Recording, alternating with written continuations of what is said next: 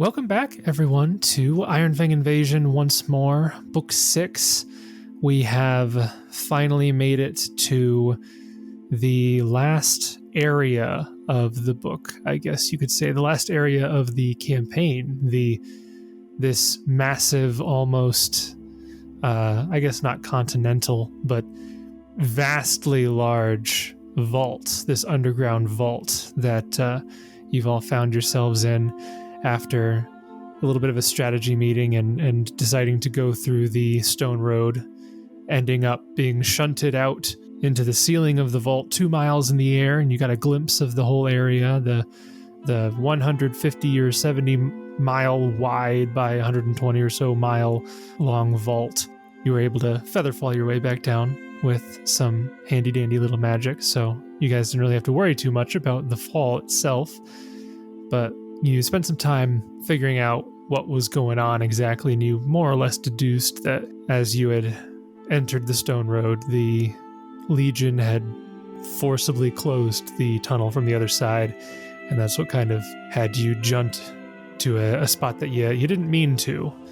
And you started doing a little bit of exploration, basically just going down the river to the nearest structure that you could see, which was a little bit of a dock. And on the way there, you came across a bunch of creatures that I think Jessup pretty quickly identified as petches, which are somewhat related to Darrows, which Oran had fought way back in Misthome.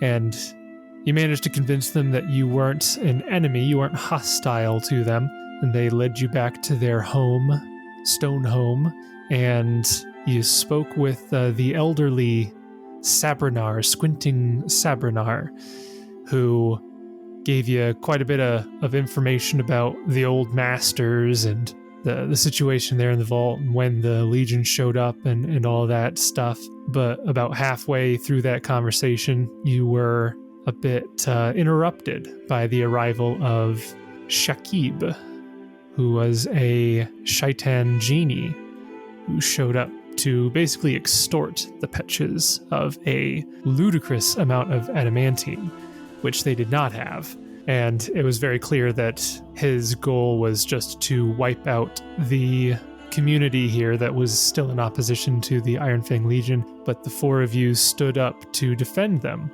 And the battle started out a little rough. A series of unfortunate occurrences resulted in Kieran being cursed to be melded into stone, and promptly thereafter the other three of you got entombed in stone yourselves.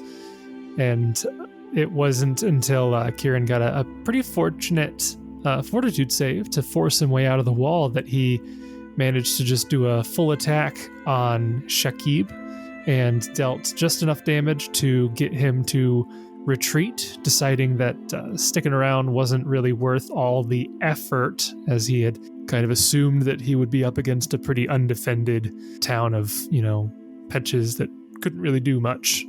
And he wasn't really interested in a legitimate, dangerous fight. So we will begin at the conclusion of that fight. Shakib has basically run away with his golem buddy, melding into the stone and just kind of gliding away, never to be seen again. That's not true. You'll probably see him again in a couple sessions, but that leaves us with Kieran, who is no longer in stone, out free, do what he wants. But the other three of you are in stone, and if you'll recall correctly, Oran and Gideon are actually trapped in a chamber of stone, in addition to being half stuck in the ground. So we'll pick up there. So Jessup, you're there, half in the ground. The Petches, they kind of stand around for a couple seconds, waiting to see if Shakib's really left.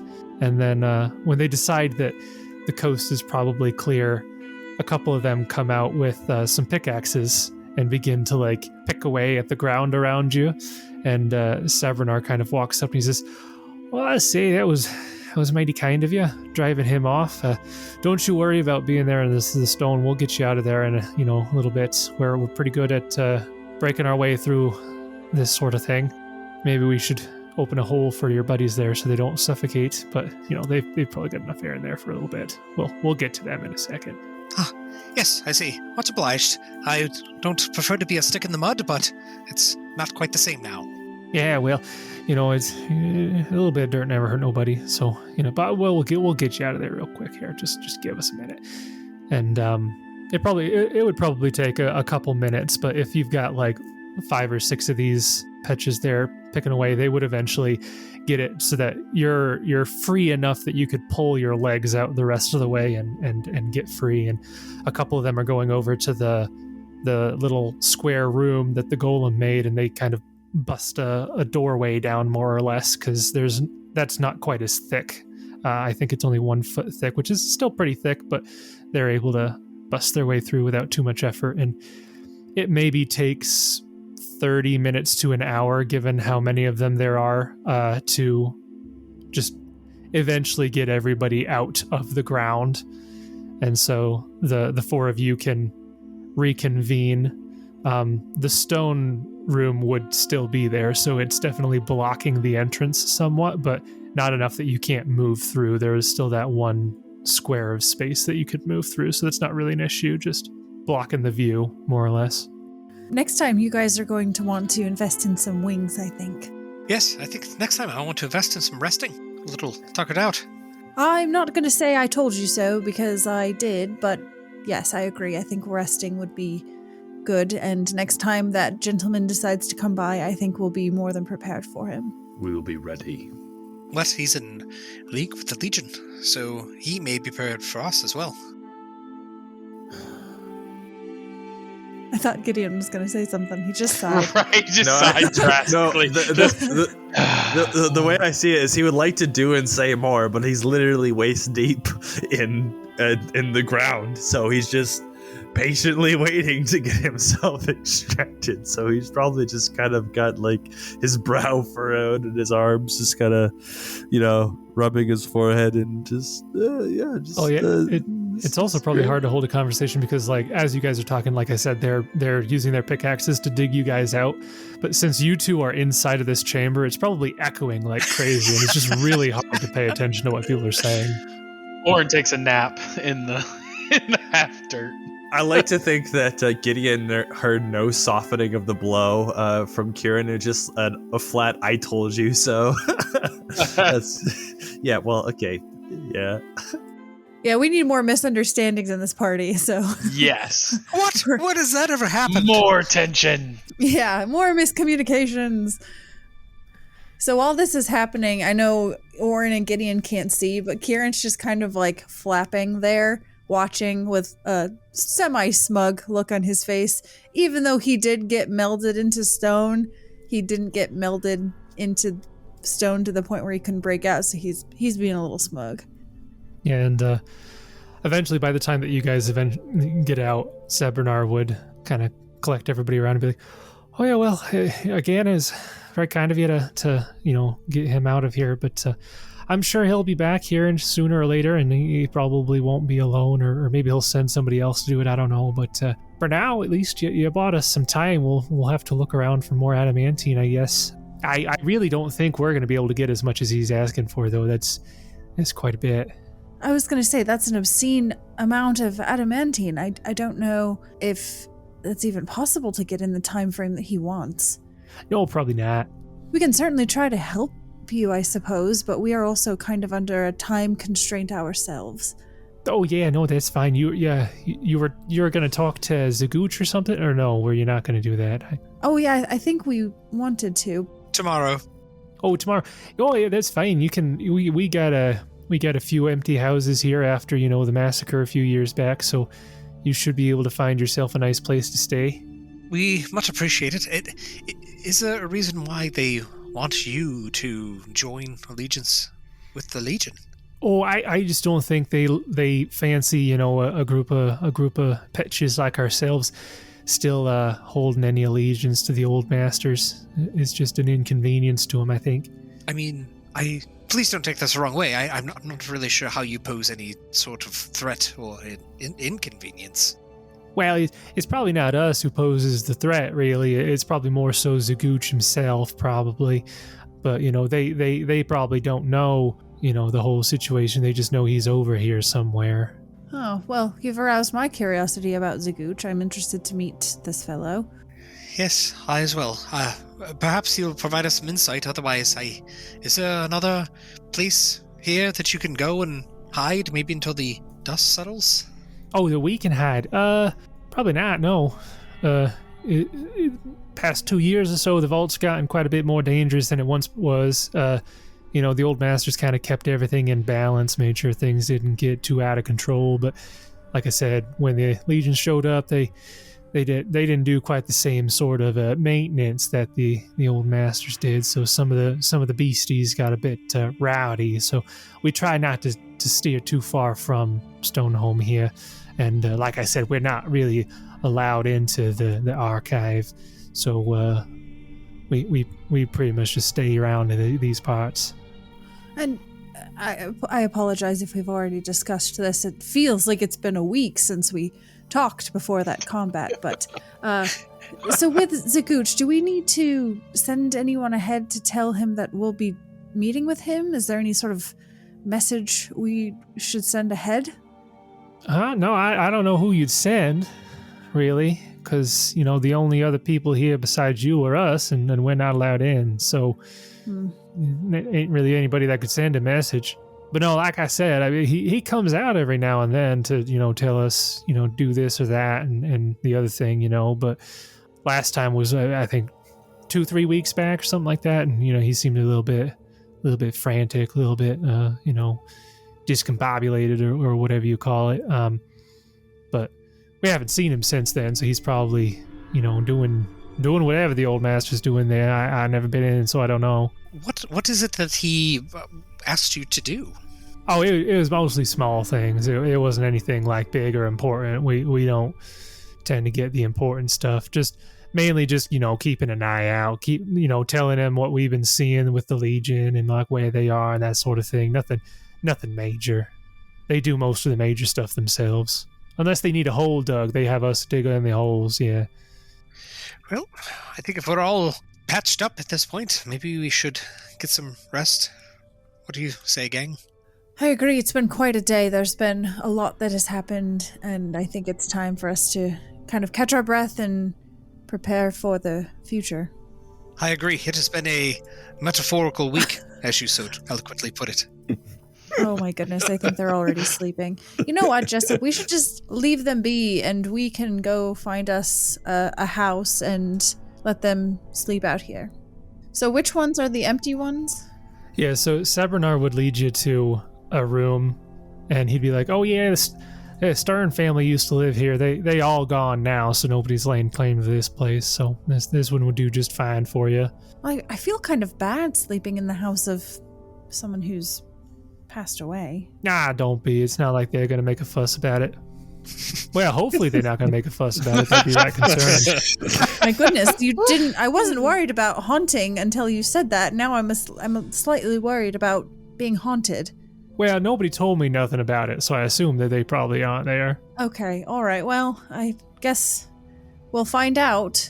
Yeah, if you do see them, you could let me know.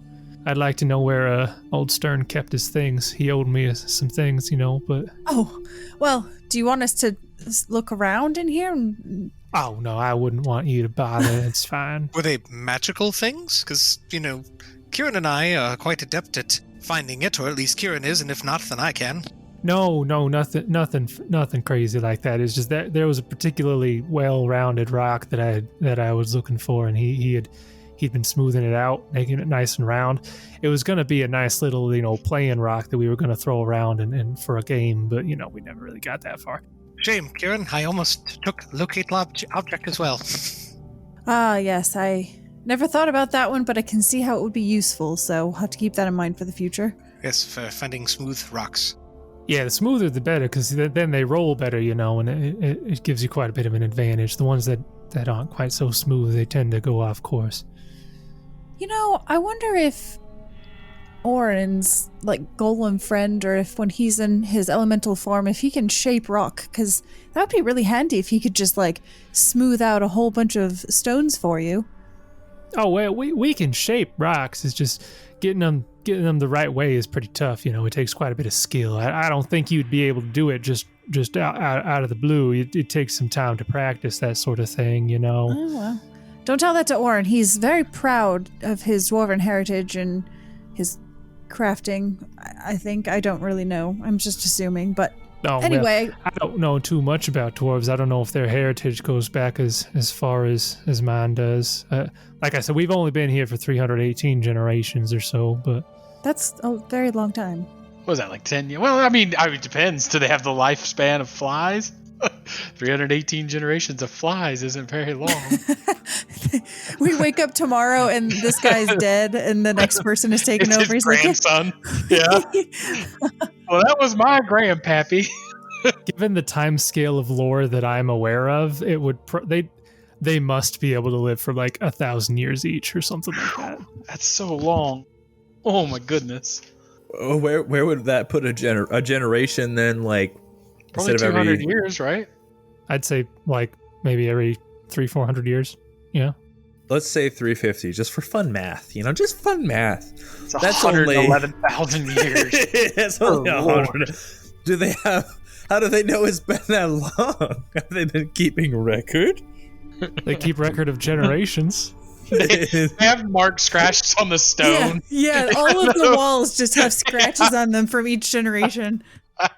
Perfect. Yeah, so the four of you were able to find a place to rest, and I don't know if you would bother setting up watch while you're inside of Stoneholm, because you're still in an unfamiliar place. I don't know if you'd think, to do that or not. That's up to your characters, but for the most part, like, the time passes, and whether you have a watch or not, you're not attacked in the middle of the night.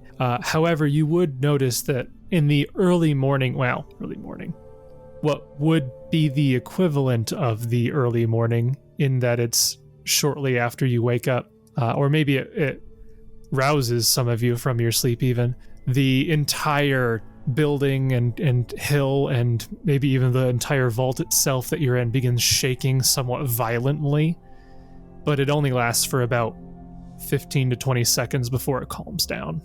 Kieran kind of jolts, and what was that? Do you think that's something we should be concerned about? Oh, I would expect not. There's only a genie that can control the earth element. I'm sure we're fine. Shaking earth is nothing to be afraid of.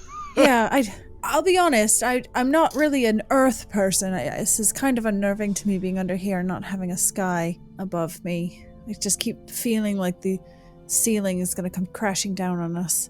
We were in the Darklands for like months. Yeah, and I didn't enjoy the experience, so this is like bringing back those memories. Oh, well, I thought we had a heck of a time back when I was tubby human, before I got this joyous dark vision. Boy, that could have been useful. Yeah, that would have been really nice when we were in the Darklands, but at least we can get by with magic. Well, I suppose we better get out of here and check with our pack friends and see if they know what to do for the thing, or patch, whatever they are. Did Oran and Gideon ever come in?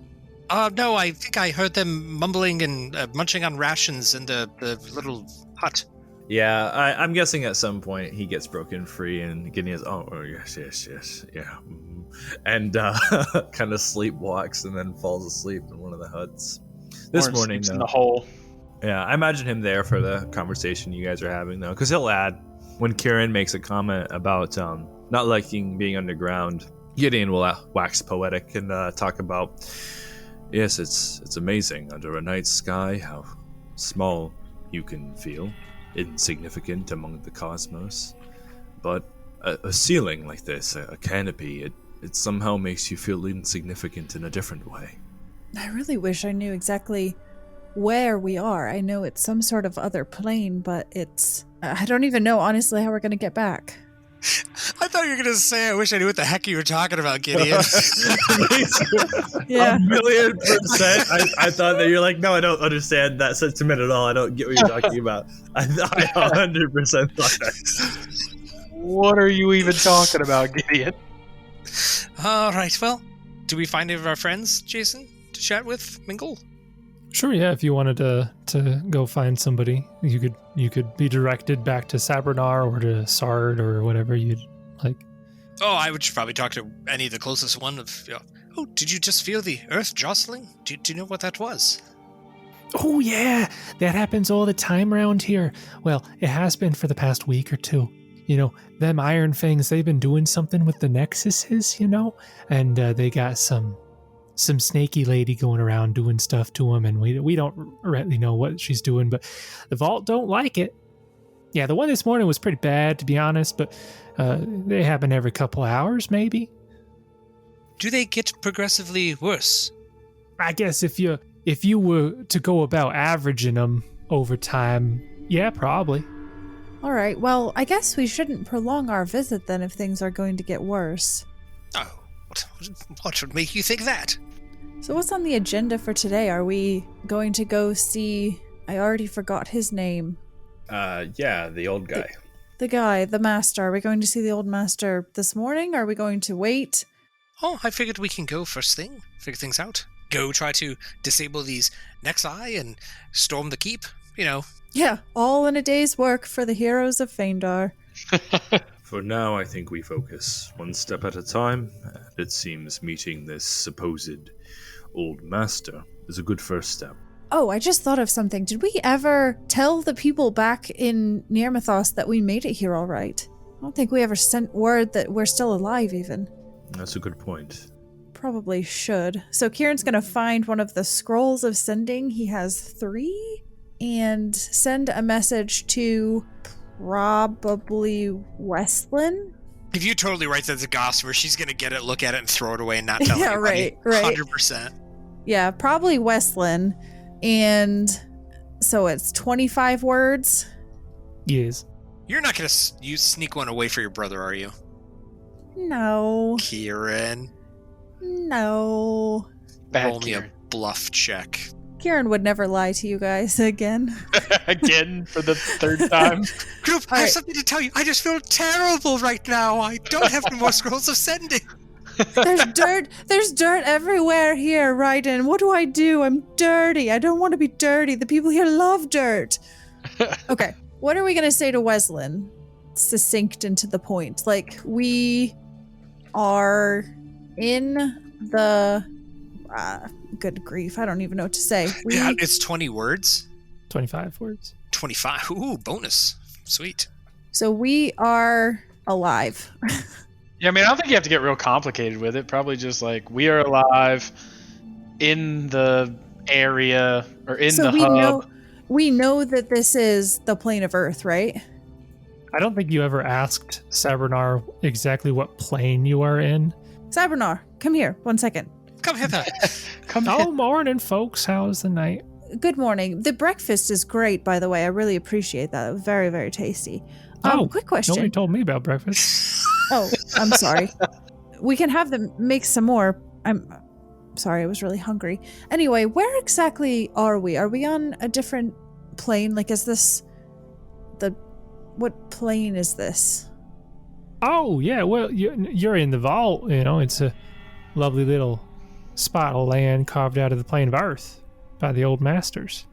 Oh, interesting. All right. So he's going to go back to like writing down what he wants to say with the spell. So, all right. So we're trying to send word to our friends on the material plane. I'm trying to think exactly how to fit this into the spell. So we are alive in the vault on the plane of Earth. How many is that? 1, 2, 3, 4, 5, 6, 7, 8, 9, 10, 11. We are in the vault on the plane of Earth, working to... Oh, goodness. This is harder. This is so hard.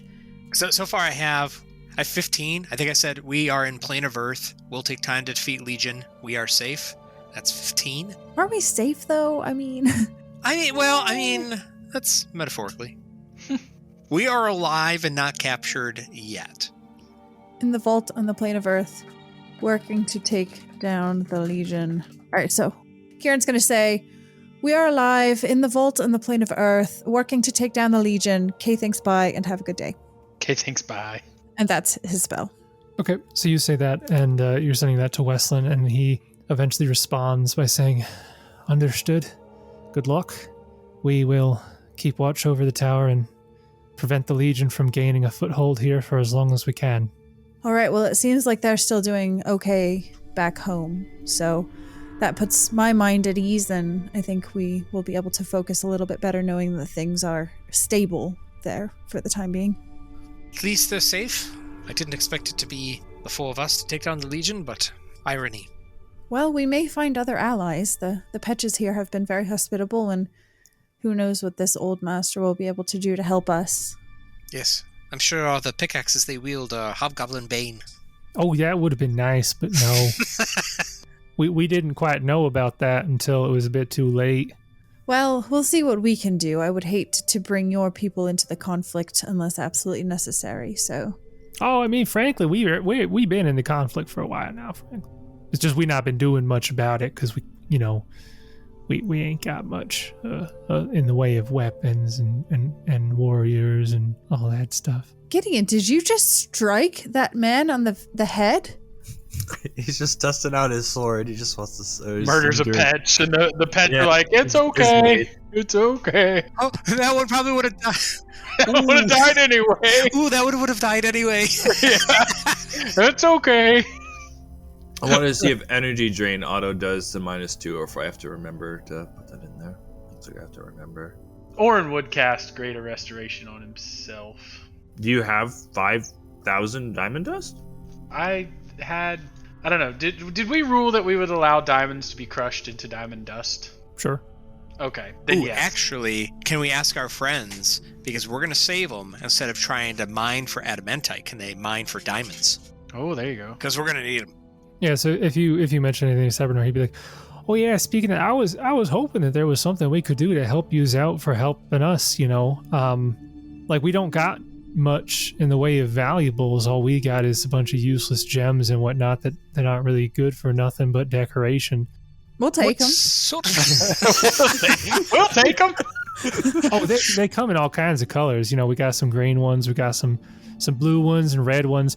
A couple days back, Sard and his buddies, they came back with some purple ones even. So, we got all kinds.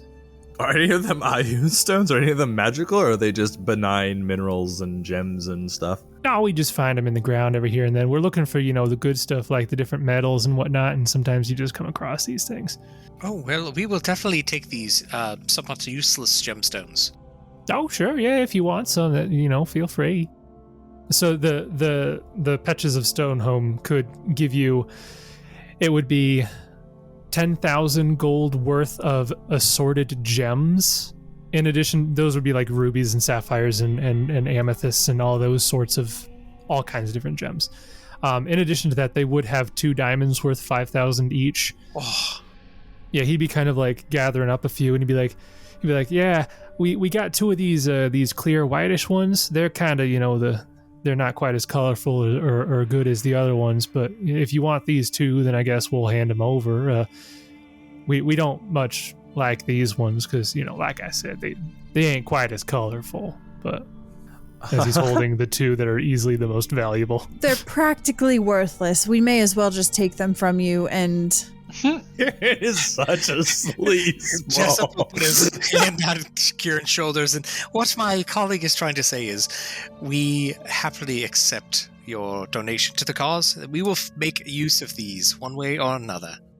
Yeah, well, if you guys were, like you say, and if you guys wanted to talk to the old master there in the archive, if you go back behind my hut there that we were talking in before yesterday, you'll find a little crack in the wall, a bit of a hole there. You might have to bust it a little bit more open since you guys are a bit bigger than we are, but you should be able to shimmy your way in through there and get your way into the archive. I can't tell you much more beyond that because I've never gone into the hole myself.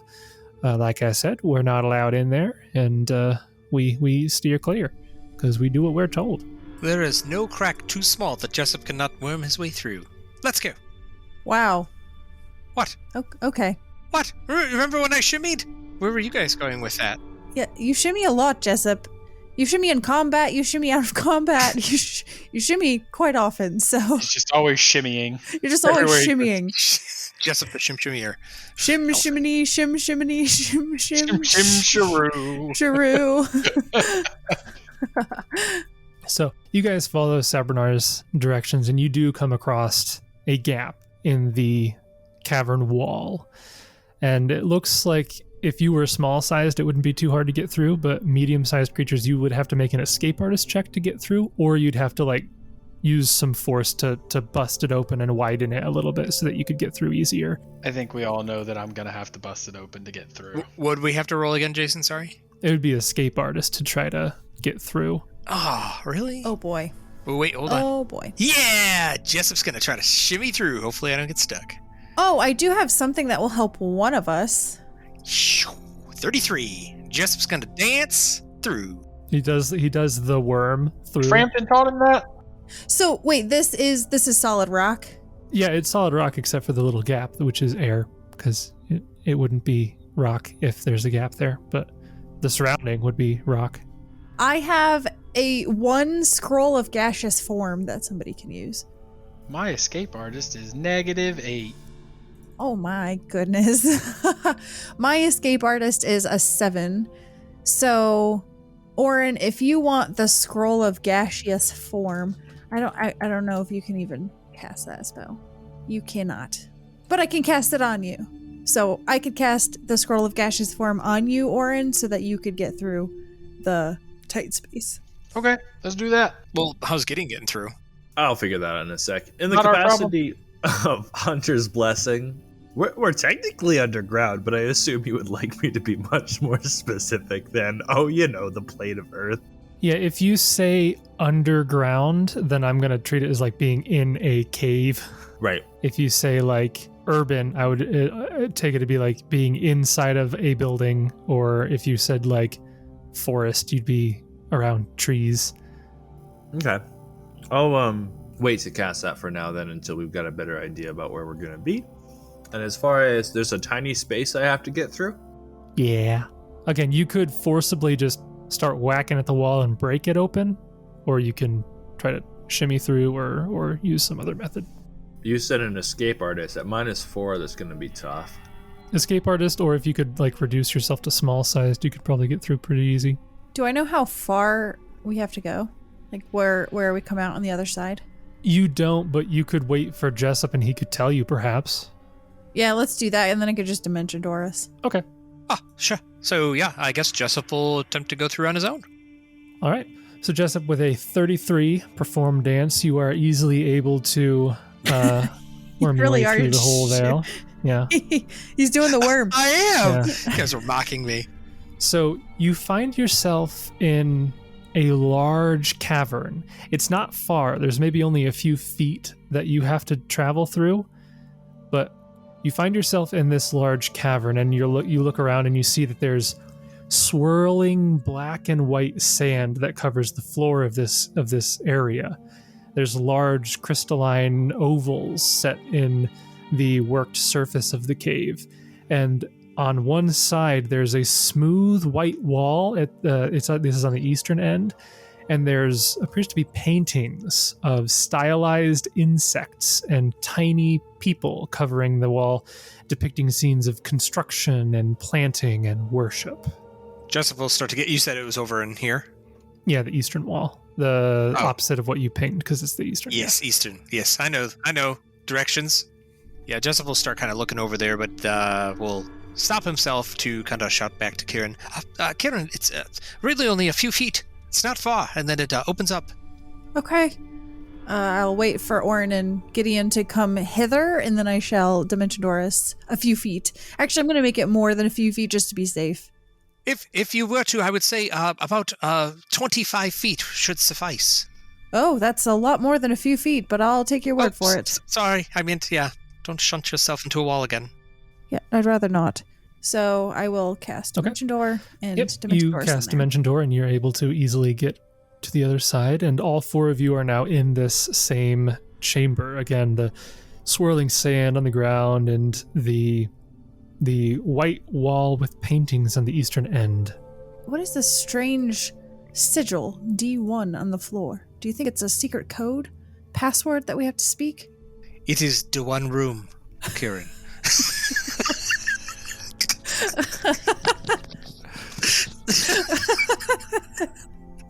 That was the stupidest thing I've ever heard you say, Jessup. I'm sorry, Kieran just kind of flew. Don't ever say that again. I'm gonna look I'll at be this right wall. back. I'm dying. Hold on, please. Curse you, man. Yeah. All right. I remember when I was getting these maps around, the interactive maps, they have buttons that let you turn off the symbols, but some of the ones in book 6, the buttons were broke on the PDF. So Oh, nice. you couldn't turn them off. So I was like, they'll get over it. I expected you to Photoshop it out. It's the one room. All right. So what does this painted wall look like? So yeah, it's pure white and smooth as opposed to the rest of the cavern walls, which are jagged like you'd expect of a natural cavern. But this one, it's got paintings on there of, again, it's stylized insects and small individuals, tiny people that cover the wall, and they depict primarily 3 scenes: construction, planting, and worship. Interesting. I don't know if this is important. I mean, I'm sure this is important. I just don't know if there's anything we need to do with it. Well, perhaps a knowledge roll might help us to discern some of this. Yeah, go ahead and roll a knowledge planes. 18. Yes, I aid. 25. Oh, wait, do you all aid me? Yeah, so 31. All right. All of you are able to pretty easily distinguish that the tiny people depicted in these paintings are the Petches that you've been spending time with. Not the specific ones, but probably like their ancestors, obviously. The insects are, you assume, most likely the old masters that they mention. And Oran, you in particularly are able to give quite a bit of insight on this because they look very similar to the statue, the insect statue that you saw in Misthome, and the crystallized remains of a body that was in Misthome. Oh, I think... Did we talk about what that is, or do I just know because of another thing that I've read? You probably know because of that thing. Okay. But we did talk about it. Yeah, you never identified what these creatures were exactly. You just knew that it seemed like everything surrounding them was unfathomably ancient. Yeah, they're actually really cool. Interesting, but like, we wouldn't know anything about that. Oran might be able to piece together some of the dots, and Kieran was at least at Misthome. Have we seen any stonework that reminds us We of have that? all been at Misthome. Yeah. No, actually, I don't was know if there. Gideon has. Very briefly, we during one of the report roundings or something like that. I mean, you would know that these are definitely the same creatures. They look almost identical.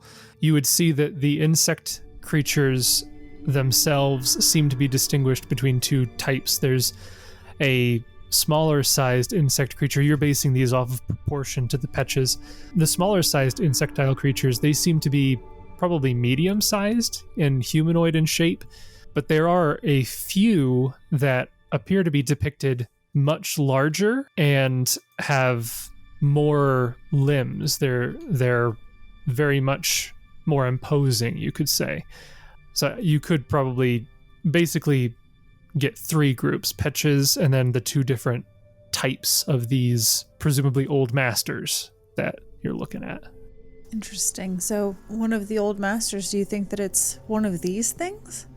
Surely that's what it looks like, right? Suppose it could be. I would think so. So, and then the rest of this room, Jason, it looks like it curves off up here. Yeah, it looks like the chamber continues a little bit further to the northeast direction. All right, well, I suppose we'll just have to continue onward and see. And Jason, this old master's name is Ziguch? Yes. Okay. You would recall that when Sabernar mentioned him, he specifically said Ziguch the 7th facet. The 7th facet. And how many of those insect things were on the depiction of the wall? On the wall, so there's like multiple paintings that are together, and it looks like there's only ever one old master in each painting. It never really depicts multiple of them by each other. So if you were to like count them all up, you'd find about 5 throughout. There's 5 different images that you're basically looking at for the most part. Gotcha. Well, Shall we continue? Yes, I do think we shall. Lead onwards. Oh no, it looks like there's a door up here. Yeah, as you continue forward, you come around the corner and you see a wall. It seems like a structure that is built into the ground here. The wall is pretty much pure white, and there's a door that is inlaid into it, and it looks like it has been carved many, many millennia ago, but has held up against erosion remarkably well. If I detect magic, is there any sort of like magical presence coming from the wall? The stone itself has a very faint degree of magic, but nothing that would indicate like, oh, this is either a trapped stone or like some very heavily fortified stone. You think the stone just has a natural magical aura to it.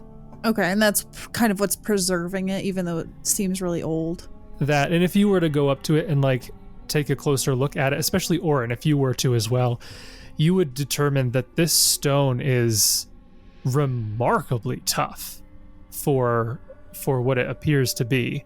I'll just give you like the kind of the behind the scenes stats to it.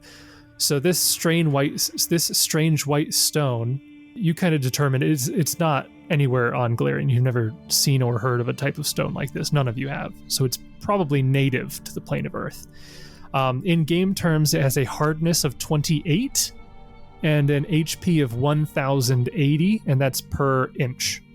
Wow, that's some rough stone.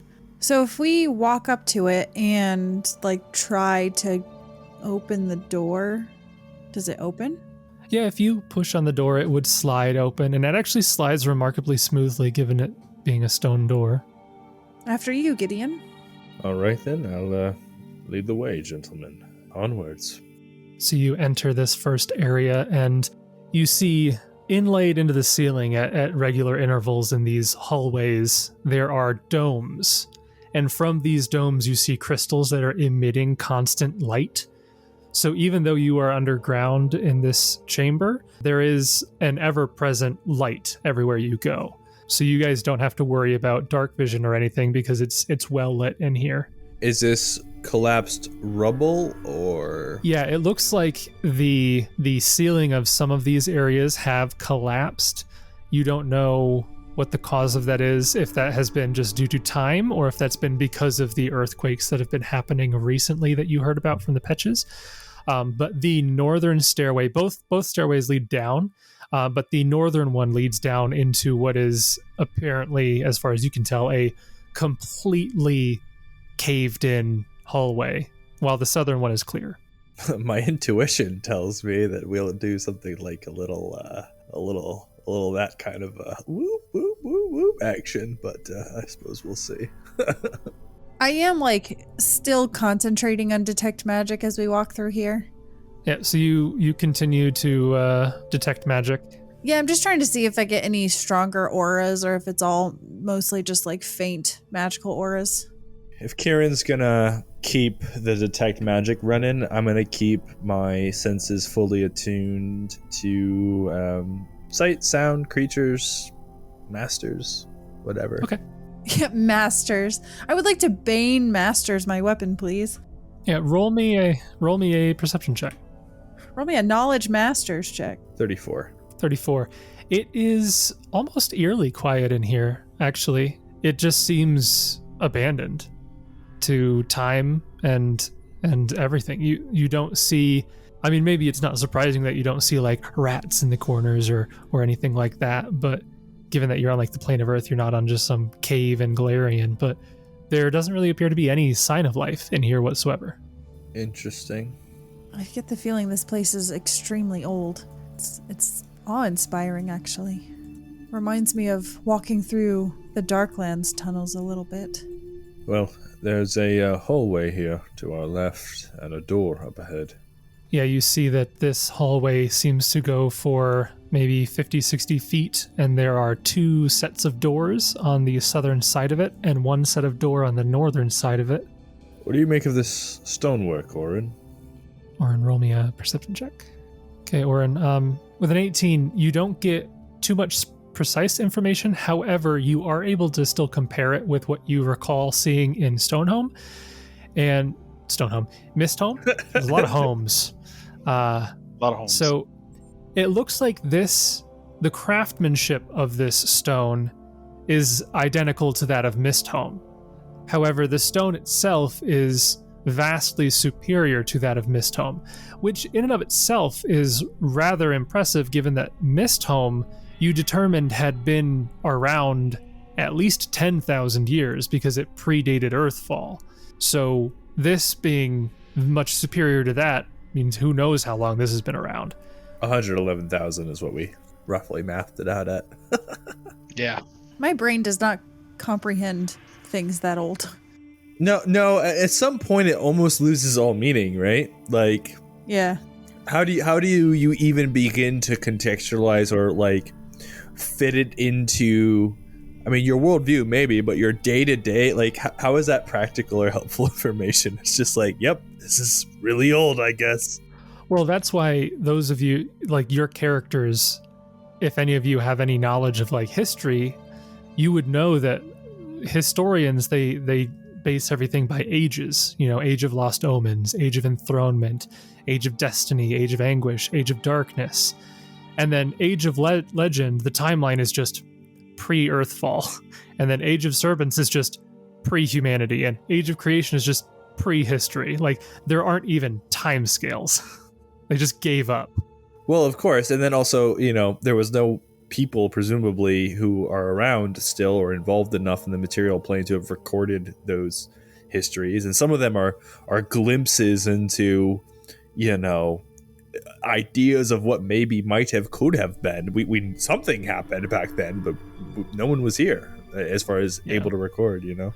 Yeah, once you go back about 9,000-10,000 years, Earthfall wiped out quite a lot of history. They're really, really old. Really, really old. Good observation, Oran. I suppose I'll try this door here and we can make our way through. All right. The door does appear to be unlocked and you are able to push it open. You open up a chamber that has a vast majority of it is covered in about 2 to 3 feet of stone and rubble, which has crushed anything that was in that area before. But in the areas that haven't quite fallen into such disrepair, you do see a couple tables, steel tables, scattered around with what appears to be tools and laboratory equipment, though these items, it seems, age has rendered a great deal of them useless. But if you look around for a few minutes, you're able to find a couple items that are they maybe not useful, but they're kind of neat trinkets. Like there's a calcified Zorn. There's a dragon's tooth encased in like a sort of protective resin, and there's a partially buried quartz tortoise shell, and you find like several pickled earth mephits in jars, that sort of thing. Just a lot of odd things in here. But Kieran, you've been concentrating on your detect magic. You do detect one item of magical quality in this area. You move over to one of the steel tables and you feel a strong evocation aura coming from a warhammer on top of it. Ooh. I will spellcraft this warhammer. I'll aid. Did I aid? I did not aid. Nope. Sorry. You tried. I tried. Sorry. All right. My spellcraft is a 23. Well, I can help you. Man, these rolls so far, we've had like no double-digit rolls. Probably gonna need you, Jessup. Oh, yes. I'm gonna roll to aid whoever's better at it. I always forget. Yeah, I mean, I can add a +4, 27, so I don't know if that's really gonna do it. Yeah, a 27 would not be enough to identify the properties of this warhammer. Jessup, I think we're gonna need to use magic. I don't have the spell, but if you're willing. I could. Do you want to know what this is now, or perhaps carry it with us, and then if we find other magical items, I can use my identify spell? Multiple things? I mean, it's up to you, Oran. You're the one that would get the most use out of it if you're willing to wait on it, or if you. Oh, well, if it's for Oran, I will definitely do it now. What? So Oran. if it was for someone else, would you not have done it now? Oh, of course not. I mean, but which one of you has heal? That's fair. That's fair. I won't argue that point. The battle res and all that sort of thing. Oran, let me help you. So, identify.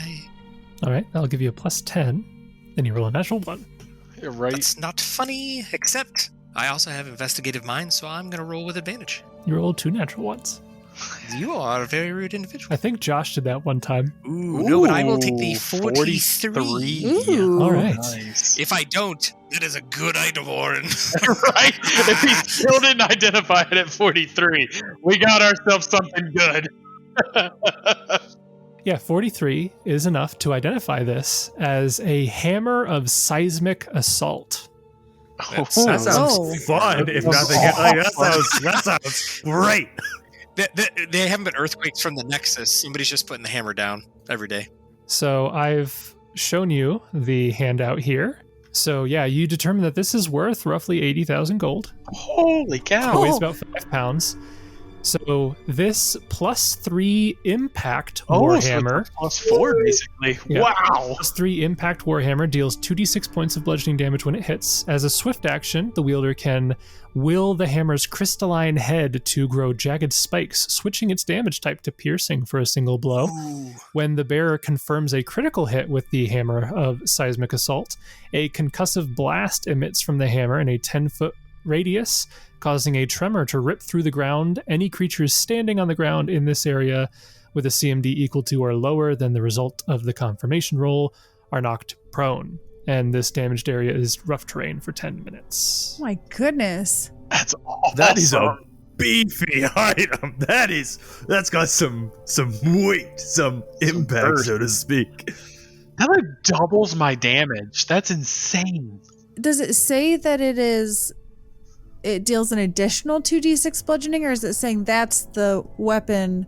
It's base damage. Instead of being 1d8, it's 2d6. So it's like is a great sword 2d6? Yeah. And that's a property of impact. Must have been baked into the item description, because this special ability can only be placed blah blah blah. An impact weapon delivers a potent kinetic jolt when it strikes, dealing damage as if the weapon were one size category larger. In addition, any bull rush combat maneuver the wielder attempts while wielding the weapon gains a bonus equal to the weapon's enhancement bonus, in this case a +3. This includes all bull rush attempts, not only those in which a weapon is used, such as a bull rush strike, shield slam, which Gideon uses, or unseat, which is a feat I've literally never heard of in my whole life. It's for mounted combat, yeah. I see. Okay, yeah, I'm looking at it now. Yes, needless to say, this is for my favorite little healing dwarf. I have the power! And then he uses it right now, and we all go flying. Lightning starts sparkling from the tips of the warhammer. No, stop casting storm bolts! Save it! Kieran's like, joke's on you, I'm flying, you can't knock me prone, haha. And a warhammer is so nice because you can use that two-handed or one-handed. Yeah. So it's kind of like a one-handed great sword that you can swap damage types with. That's crazy. I'm glad Oran gets a good item, and I'm glad I have an emotional attachment to Enduring Bloom. Else my munchkin would be going, oh, me, I bull rush. I do bull rush things. I push them real good. That's okay. That's a great item, man. Congrats. That is fantastic, yeah. Buddy, that's huge. I mean, I'm assuming we can just take it. I mean, it's right. We're gonna find the guy, and he's like, "What are you doing with my hammer? Put that back where you found it. Like, how dare you take that?" Like, this happened for 1 minute, and this is what happens. For 1 minute. We're heroes, man. I thought that's what we do. You know, we take things. The Link mentality. Lawfully take things. Yeah, we're lawful good because we are commandeering, seizing your assets for A couple of us aren't, great but cause. We've already discussed this before, though, with Oran spells. Jessup leans down to Oran and whispers, I know that you make good use of that, but I would make sure you cuddle it in your sleep. It looks like Gideon is drooling in his mask over it. He wants. As I was reading the depiction of what that hammer does, he got a weird glare in his eye. I once had a bardic tale of somebody similar, a hobbit that found a ring.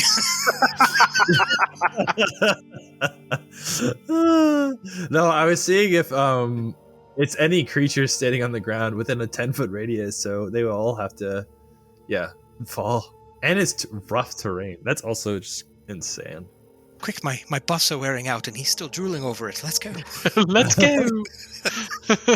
Is this impassable here, Jace? No, that's just rough terrain. It's like 3 feet of rubble. So like you could scabble over it if you wanted to and get to the other side. But a quick little scramble, and we'll just make sure there's nothing over here. yeah, it's like I said, it's more of the eccentricities in this room. Just items that, I mean, like for a collector, they'd maybe be like a cool thing. Some noble out there who's like, I have a dragon's tooth encased in protective resin for no reason at all.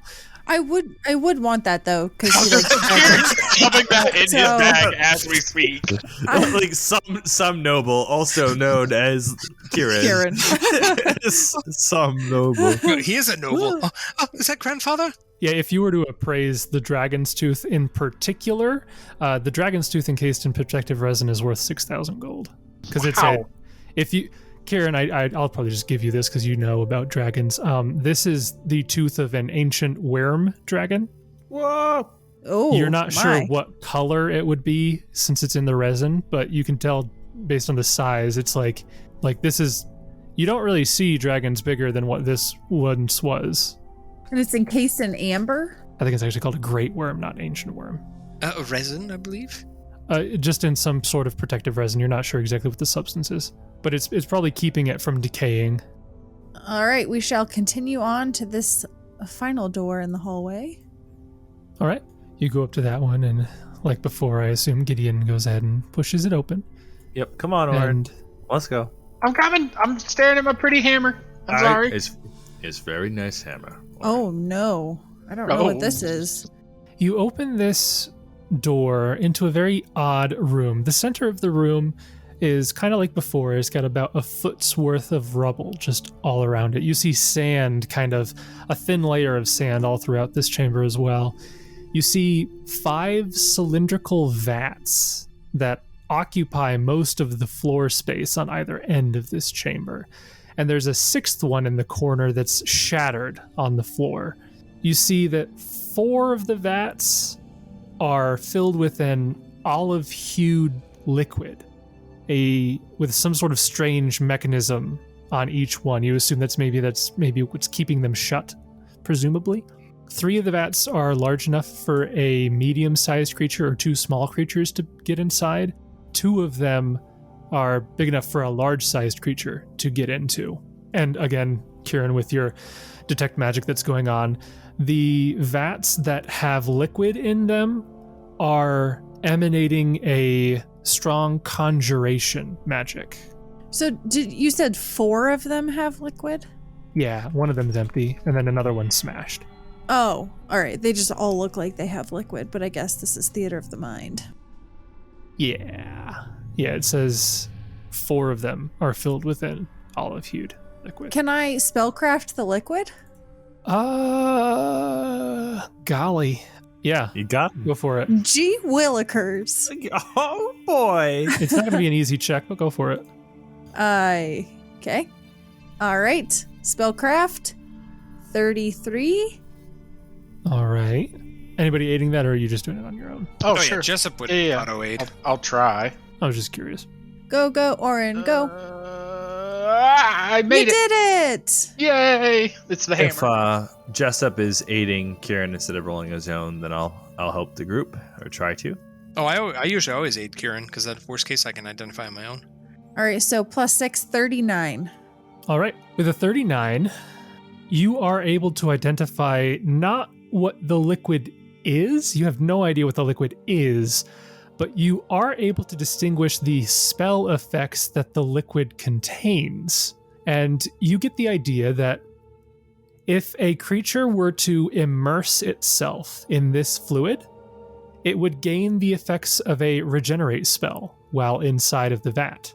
If a dead creature were placed inside of one of these vats for at least a day, it would be restored to life as per a raise dead spell. Oh, snap. Can I put my hand in it? Is it warm? You'd have to open up the lock mechanism. Aw, nuts. It's probably a disabled device, isn't it? That you looking at it, it would be a disabled device or a use magic device. Oh, I can try use magic device. Natural 20 for a 41? Oh gosh. 41 is enough to beat it was a pretty high DC too, but 41 will do it.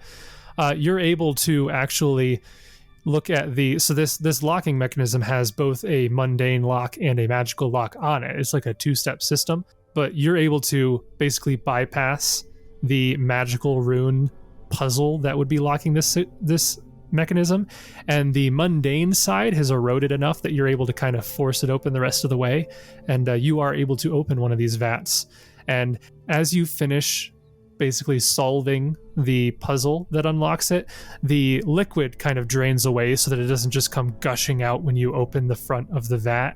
But if you put your hand in and kind of touch some of the residual liquid, it feels room temperature, maybe very slightly slimy, but after a few seconds it evaporates and it's gone, and maybe just leaves a very slight tingle to your fingers, but that's about it. This is very magical stuff. I've never heard of anything like this, but from what I can tell of the magical properties, this is very regenerative, so if any of us were missing a limb, we could regenerate it back by bathing in this liquid. And also, I think if you were to put someone dead in here, it could potentially bring them back to life. What about the crystal guy? The crystal guy. Yeah, wasn't there a guy at the entrance that was all crystally? I had mentioned that the insects reminded you of the crystallized corpse in Mistholm that you saw in book 1. Oh, the corpse was in Mistholm. Okay. Yeah. Yeah, why didn't he come here? Why? I mean, why did he do that? It's too bad that Sirio didn't come with us. He could have gotten his leg back. Look, his peg leg is sprouting human feet. Oh. Use a send spell. We have a way to get your leg back. There's no way. We can't take some of this liquid with us, can we? You have to submerge yourself into it. I think you have to submerge yourself. I don't think it's going to work otherwise. Yeah, you have to submerge yourself, and also Kieran noticed that it evaporated quite quickly when exposed to air. Yeah, so I'm going to shut it so it doesn't all evaporate out. Okay. When you shut it, it immediately fills back up. Interesting. This is amazing. Does it look like this one over here broke because of the collapse in this room? Yeah, it looks like Actually, give me a perception check. See how much you gain about that. Perception check is a 14. I went from a natural 20 to a natural 2. Oh, there's a natural 20 from Oran. Okay. But it was at Gideon's butt. He was perceiving Gideon's butt because he was behind him. Well, you got a lot of info about Gideon's bum, so go ahead and describe that, Jason. Yeah. Please do.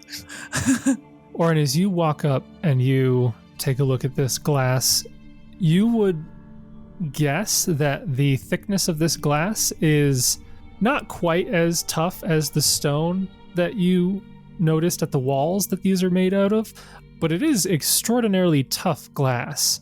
You don't know if it would have cracked and shattered purely out of falling stone hitting it, but there are a couple indications of claw marks on the inside of, if you were to put this glass back to where it was, the claw marks would be on the inside of it.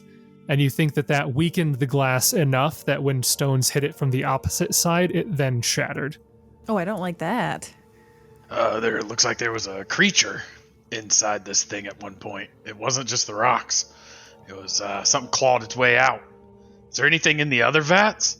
I don't know. I can take a look. And I'll go one by one to each of the vats and kind of peer in to see if there wasn't anything in the one I opened, so... No, you look around. It doesn't appear like any of them are occupied. Interesting. It's almost like maybe someone had died and was put in there to come back, and when they came back, they couldn't get out, so they tried to claw their way out. It's a pretty good theory. It's the only thing I can come up with. I don't know why an enemy would put someone in one of these vats, since they seem to have mostly beneficial effects. That's a fair point. Well, tally-ho. Onward. All right. You go up to the next door here, and like the others, you open it, and you find this time is just a short hallway.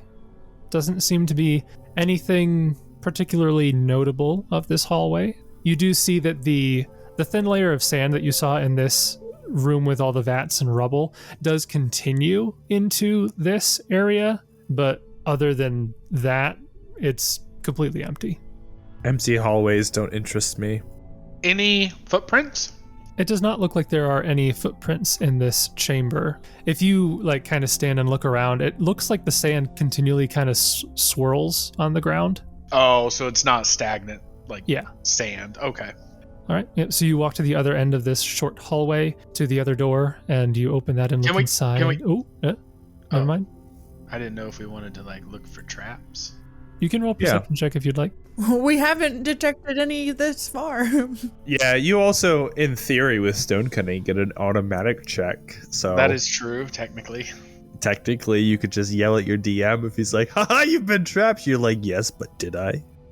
All right. With a 33 and a 25, you don't detect any traps in this hallway. I like to think you walk to the other end of it, and then you look behind you and like, were there traps we just walked through? Certain tiles on the floor were trapped and we just happened to move over them. Yeah. So do you open the door then? Yeah. Okay.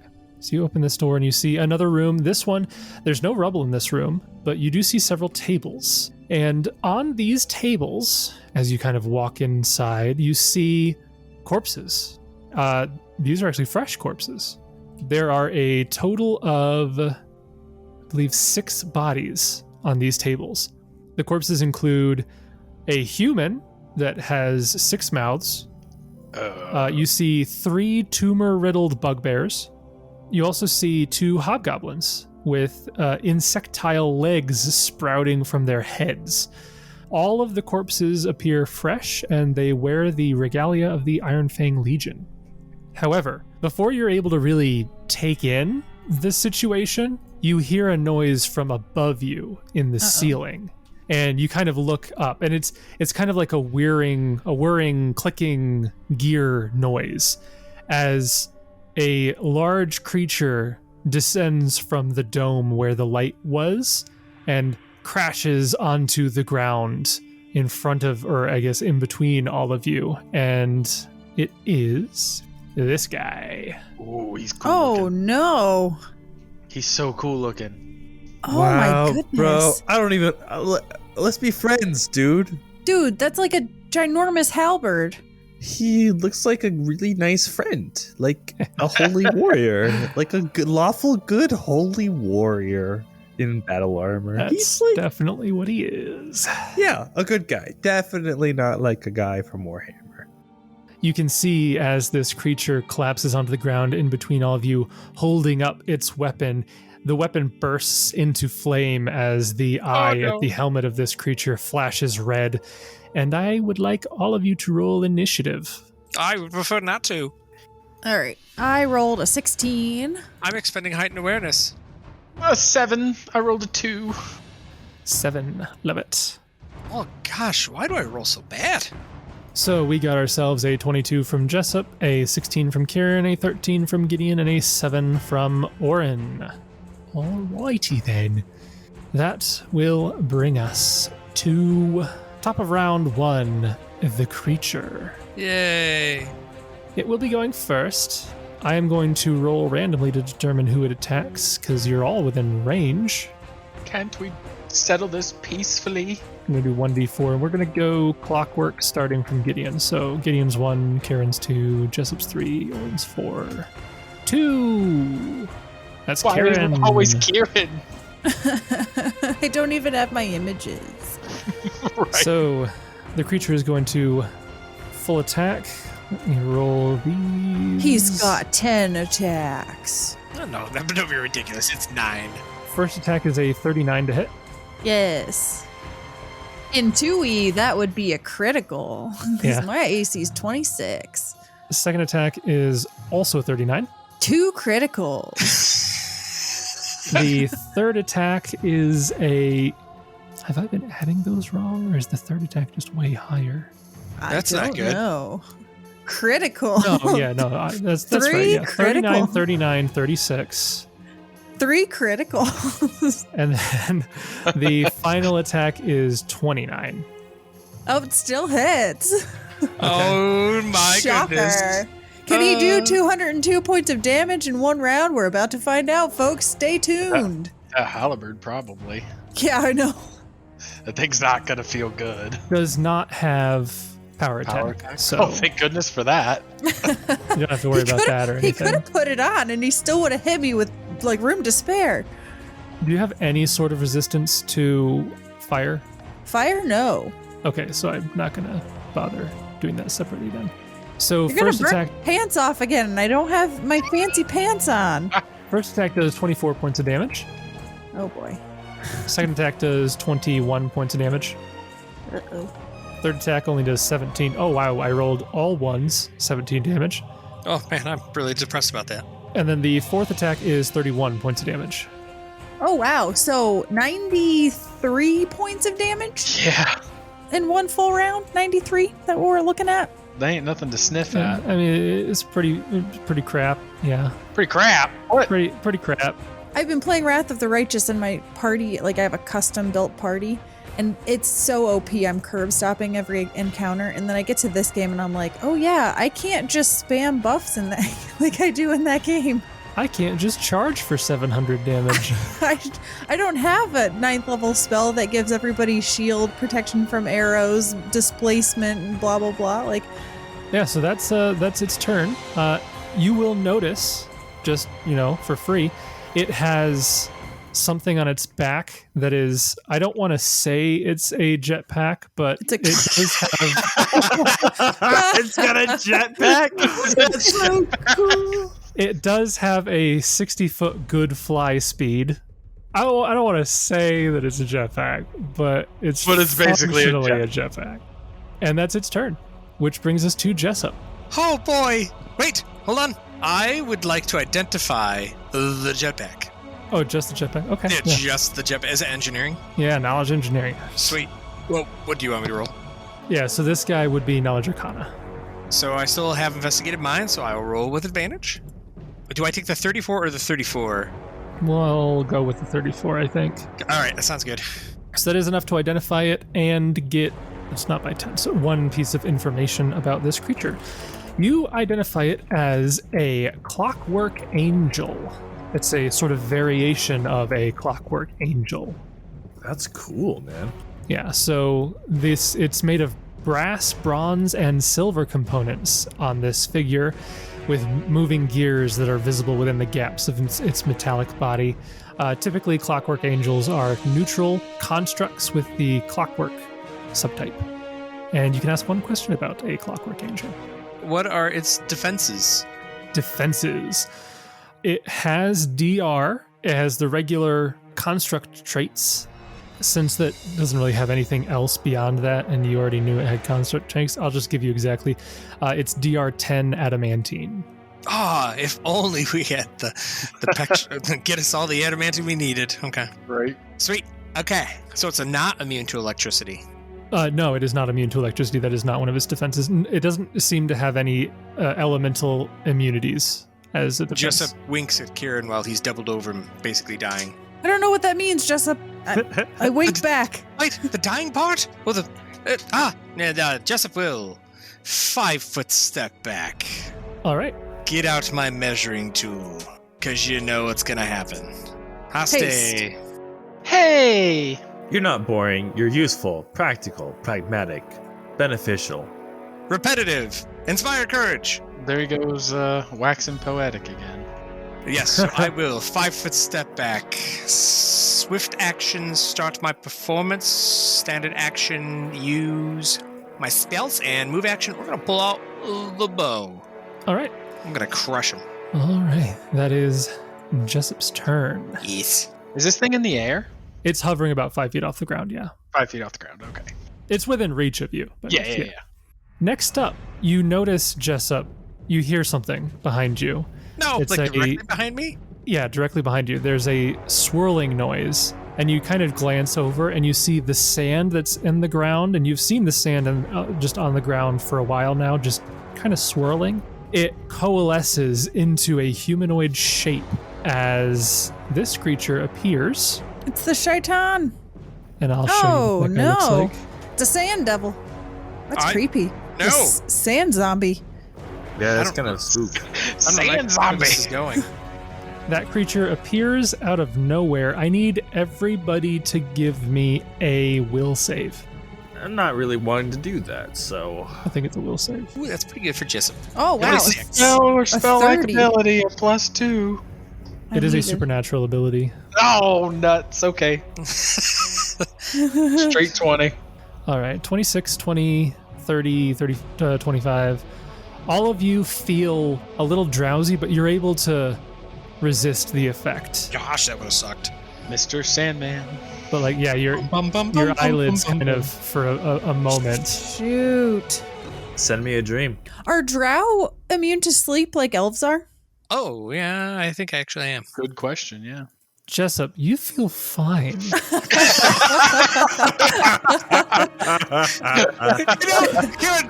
I wasn't getting tired. You guys sand in my eye. Yeah, it's a supernatural effect, not a spell-like effect, but I think that still falls under their immunity to sleep, because it's just in general immunity to sleep. Yeah. So yeah, Jessup, you're actually fine. Do you think I would have remembered that one? I know. But that is just its aura. That's it will take its turn, though. Doesn't need to.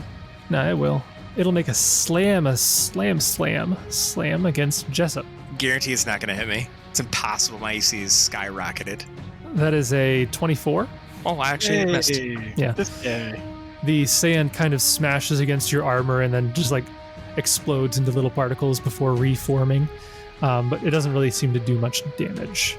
That is its turn. Next, this creature will appear Why? We don't need more. We good with on what the we other have. corner of the room. Another one of these creatures appears. I need Kieran and Oran to give me a will save. The Oh, other man. two of you are too far. I got super lucky on my 30. Ah! 32! There you go. There you Wow. go. A 17 and a 19. 21 and a 32. Both of you, again, you feel slightly drowsy, but you're able to just blink it away. And this creature will move up to Kieran and make one attack. I'd like to point out that I haven't rolled above a 5 on any important checks today, at Yeah. all. That's a 2 and a 3 that I rolled. Yeah, we're due. This is a much better roll, unfortunately, against you, Kieran. I'm sorry that all this is happening to you, but that is a 37. You don't care. You love this. You love this. Oh, look, with my haste, that would be a critical in 2E because it's 27. So with sneak attack, Oh, good golly. I have all around vision. I can't be sneaked. what? I got eyeballs all over. You take 29 points of damage as this creature comes up behind you and smacks you in the face with a fistful of sand and gets in your eyes. I never knew having 80 hit points would make me nervous, but it does. This creature, oh, I totally could have Vital Strike that, and I forgot. Well, it is what it is. That is its turn, which brings us to Kieran. Okay, Kieran, well, let's see what we got at our disposal. Yeah, you don't really know too much about the Clockwork Angel. You just got winked at, that's all. Yeah, I just got winked at. So can I roll a check on these sand dudes? Sure, the sand dudes will be a Knowledge Planes. Well, I've got a +7, so it's a 20. 20 is enough to identify them and get one piece of information. Okay. Well, yeah, they're just bigger versions of the base version, so we'll go off the base version's DC for this check. These creatures are known as Sandmen. Interesting. They are typically neutral, evil, medium outsiders with the earth, elemental, and extraplanar subtypes. What would you like to know about ye Sandmen? Are they... I don't know how to ask this to get what I want. Are they immune to electricity? So if you're asking about their defenses, so I'll just give you the general defenses. They are amorphous, which means they are malleable and shapeless. They are immune to precision damage and critical hits. So that's what amorphous means. You know that they have DR. You don't know exactly what kind of DR we're talking about, but they have DR. And they are elemental, so they have elemental traits. But beyond that, there's no specific element immunities, like energy immunities. Okay. Because I think I want to try let's see. So, yep, I think this all falls in this category. I want to try a spell I have not cast yet. I want to try Chain Lightning. I knew that's what you were going to say, by the way. Because I can get all three of them. Because it's one primary target plus one secondary target per level. They have to be within 30 feet of the primary target, which these guys are. Okay. So they'll each need to roll a reflex save. And can you cast that defensively without rolling, or? Oh boy, I don't know. Let's see. So it's a level 6 spell. So it's what? A DC 27? Yes. My concentration is a 21, and I don't have anything built into that because penetration is against caster level checks. Okay. Yep. And I already have combat casting in there, so we'll see. Yeah. 38. Oh, nice. 38. Okay, yeah, you're good. You cast Chain Lightning defensively. So you said everybody gets a reflex save? Yes, for half damage. Right, oh, Sandmen are good at reflexes. That's good. They probably have evasion, go figure. They have sneak attack, they probably have evasion. That guy rolls exactly a 22. All right, that's the DC. The other Sandman rolls a 33. Both of them have improved evasion. Oh, shocking. The Clockwork Angel No, not shocking. They didn't get shot. rolls a 30 on its reflex save. All right, so he would take half damage, which half of 54 is 27. All right, so the electricity bolts around, and you see that it doesn't really do anything to the Sandman, but the electricity hits the Clockwork Angel, and you see that it begins arcing through its gears, doing a lot more damage than you expected it to do, given that you saw it dodge mostly out of the way, as it takes 40 points of damage from electricity. All right, so that was a Chain Lightning, and then I think what I'm going to do is I'm going to... Quickened Chain Lightning. Quicken lightning bolt. No, I'm going to 5-foot step so as to not provoke from this sand dude. Probably, definitely will provoke from this guy. Well, no, it won't, because if it's a quickened spell, it doesn't provoke. Yeah, so I'm going to cast. You're good. I'm going to cast a quickened mirror image. Okay. Yep. So with my images, I get minimum 5. Nice. Better than nothing. And that is my turn. That brings us to Gideon. Gideon, you are on the other side of the room from your allies, and you see these enemies appearing. What would you like to do? Yeah, we're going to go ahead and call forth an invocation of destruction as he offers a prayer to Milani to give him strength and his allies strength in battle. And then thereafter, he will invoke the anger of Iomedae against all who would oppose the path of righteousness and cast Shared Wrath with this dude as the target. He will do so defensively, so I need to make a concentration check. Yeah? Yes. Which is going to be 15 plus double the spell level, so DC 24, and I've got a 20 to roll, so I need 5 or higher. I do it. Oh, well, I double clicked, but both succeed, so we're all good. We'll go with the lower one, but still succeeds. Yep. I will then 5-foot step over there and use... Yeah, I think we're going to go ahead and use the Amulet of Hidden Strength, which is, as a swift action, I can make a melee attack. Okay. So we'll go ahead and get that use out of the day. All right. Let's see if you can hit. I only have Inspired Courage, Haste, and Wrath. I don't think we've got any other buffs, and I don't benefit from Destruction. I've only had one turn. Jeez, man. It's just double checking. Also, the crit range is expanded. Do not let me forget to change that because Wrath does increase that crit range for us here. Okay. A 39. I can't read that. 35 is what it says. It's a 35, yep. Okay. 35 will strike your target. 18 points of damage. Okay. Yep. A lot of it, you feel a lot of your force reverberates off of its hard metallic body, but you do deal a little bit of damage. I've been facing it this whole book, Jace. I know what I'm up against. Thank you. That's your turn? That is my turn. A swift, a standard, a move. The whole works. That brings us to Oran. Hey, that's me. I will cast defensively All right.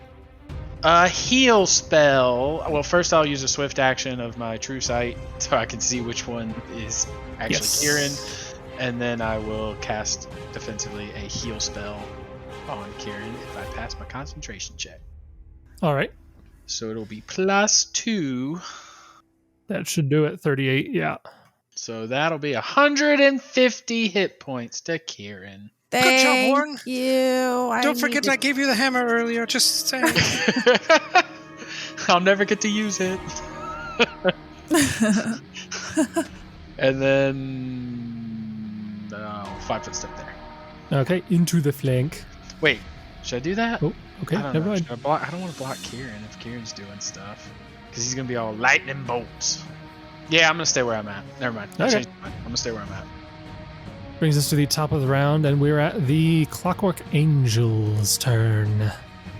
It's going to 5-foot fly over here, just so it's not in the threat of flanking right away. And it is going to, I'm going to say it's probably going to full attack Gideon. This is acceptable to Kieran. Okay. Honestly, I think all around we're all very okay with this being a shakeout. I'm just thinking of its programming, and it's like it got hit by lightning, but the lightning arced from the Sandman, so I don't know if it would necessarily attribute it to Kieran, whereas you hit it directly even if it did less damage. Well, he was the primary target of my lightning. Oh, he bolt, was. So it would have arced to the Sandman. Well, then I'll roll for it. Okay. Just to be fair, 'cause I won't be able to sleep tonight if I knew that I copped myself out of A death. a death. Oh, you would be sleeping well. We know it. We'll do 1 for Kieran, 3 for Gideon. 3, so same thing. Okay. So we're going after Gideon here. We will do a full attack with my weapon here. That is a 49 to hit critical threat. Yeah, so it was. Yeah, so I've been feeling like I never really got to take full advantage of my high AC concept. I mean, dang, make it lasted longer than I did. Yeah, that did. That is a 36 to confirm. Yeah, so we're gonna go ahead and do some things now. I need you to roll on modification for me, and then I've got a thing I'm gonna. You mean fortification? Yeah, fortification. Modification.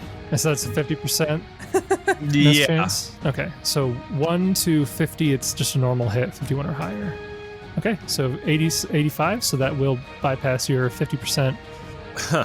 Great. Well, in that case, we'll go ahead and expend my buffering cap, which is going to turn this. The wearer can spend an immediate action to convert this bonus damage into non-lethal damage.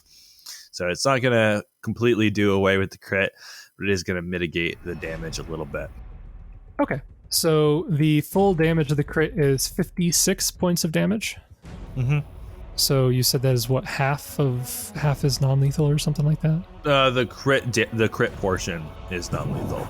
Oh, so the additional die. Yeah, the bonus damage of the Okay. critical hit. So the first 2 die were both max. The next 2 were a 1 and a 2. So the critical portion is... It'd be plus his flat modifier too. Yeah. 14 plus the critical portion is 19. Okay. So help me count this right. 19 non-lethal damage. Yep. And then how much regular? 56, did I say? I think it was. I'm trying to add the 2 numbers back together now in my head. Yeah, 56 minus 19, so 37. Okay.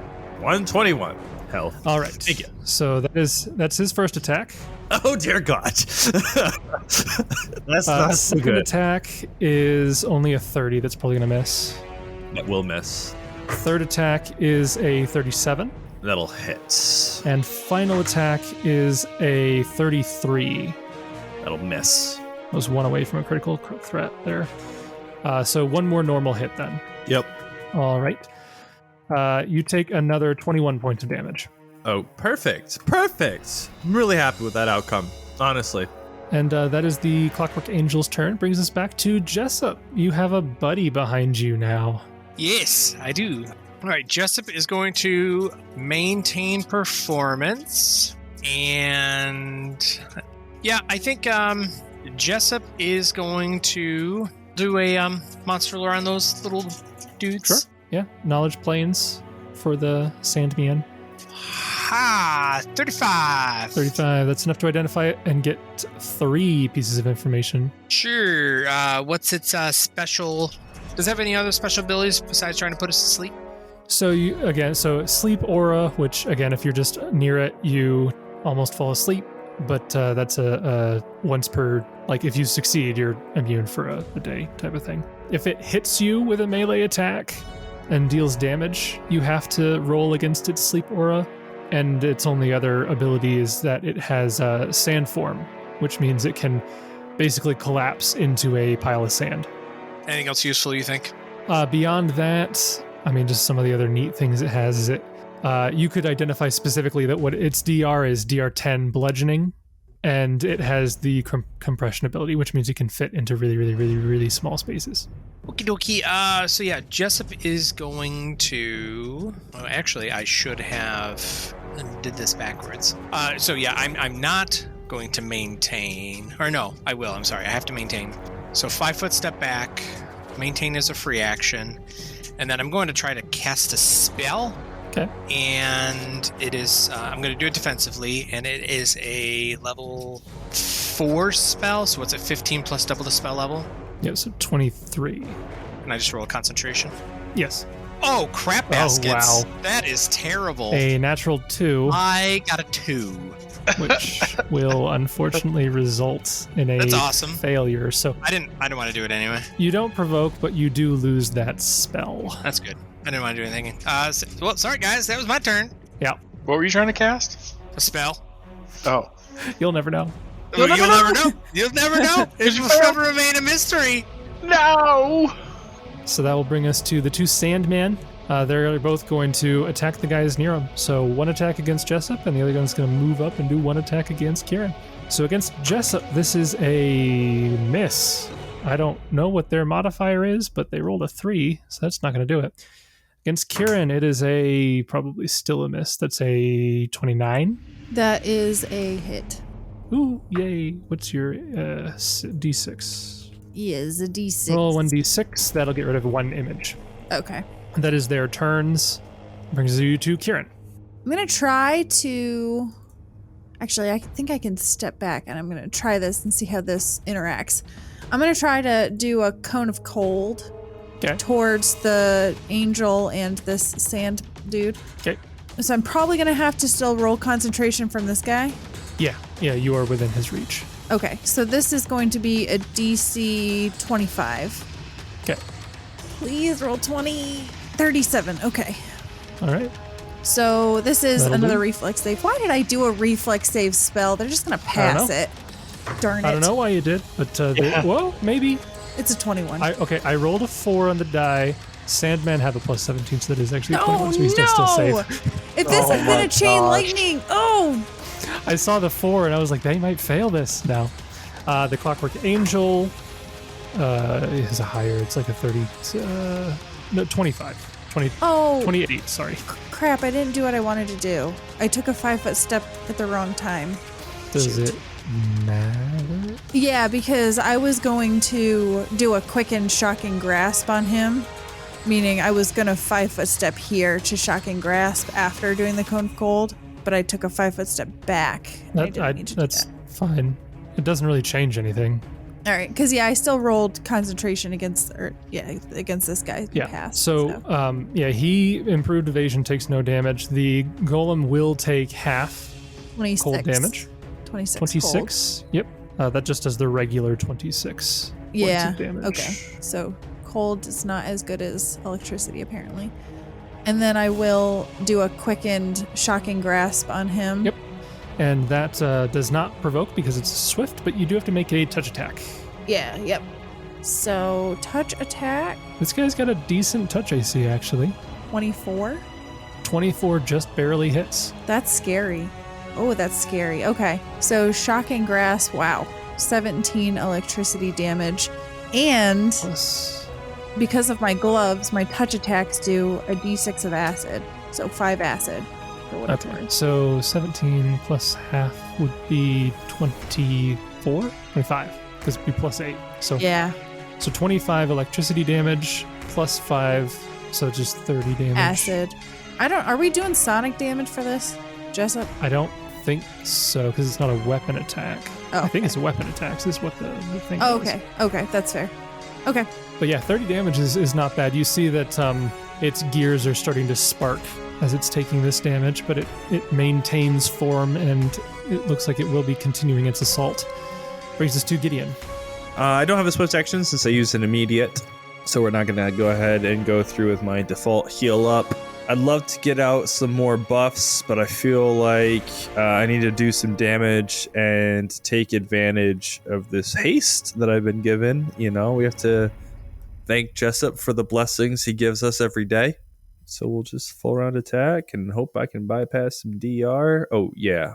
You needed a -2 each of those because I'll go ahead and 2-up and fight. So -4 for each of those. Okay. So that's 38, 29, 28, and a 37. Okay, the first and final attack will hit.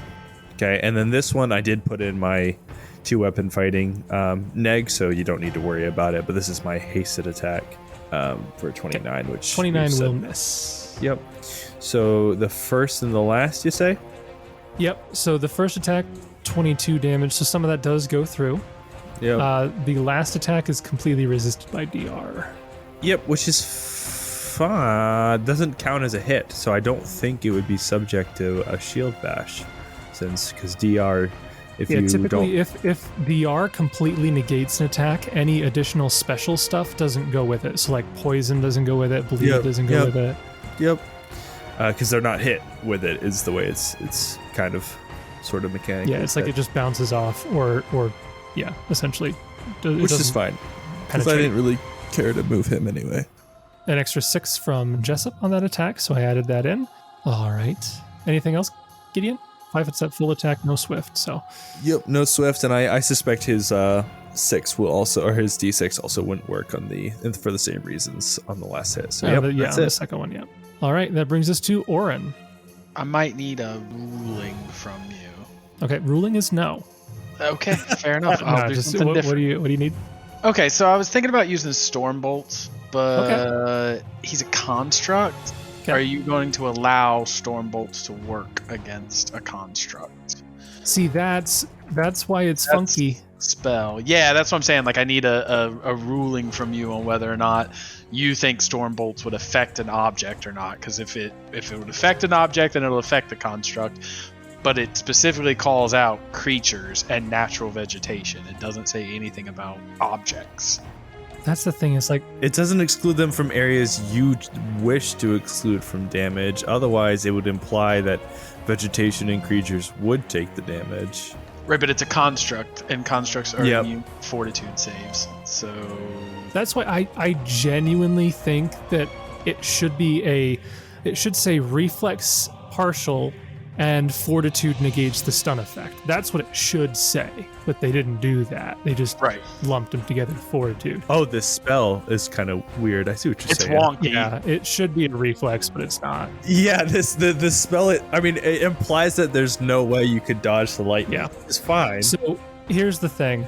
I'll rule it where it works on the construct if Okay. we allow the Sandman to get their improved evasion against it, because it would functionally be a reflex save at that point. I'll allow it. Or we can have I'll it allow it. affect. Okay.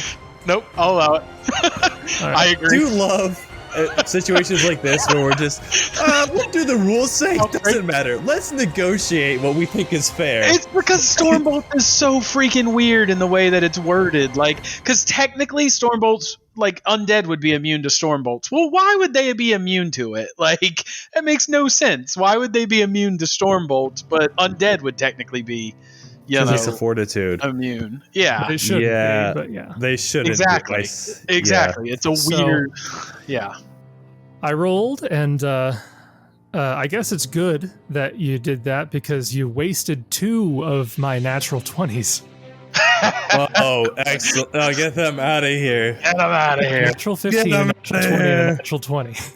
If that had been on my attack string, that would have been a good turn. A character would have got down for sure. We'd have to, yeah. So the Sandmen will resist it, and the Golem will take half. Okay. But Hey, half is better because than this none. is electricity, it's going to be 16d8. We're gonna half it, and then we're gonna Double it. 50%. What's halved? Yeah. What's halved? Yeah. So 54. I think this is the same as before. So this will turn out to be 40 damage. There's a lot of ones in there, my friend. Yeah, that was a bad roll. That was a rough roll. But there's a bunch of 6s in there too. I mean, 7s. Not a single 8. So that's 40 points of damage to the Clockwork Angel. Again, you see its gears begin to like judder and like spin out of whack, and it's just the system is beginning to fail. It's still up, but you can tell that it's struggling to maintain aerial mobility here. Okay.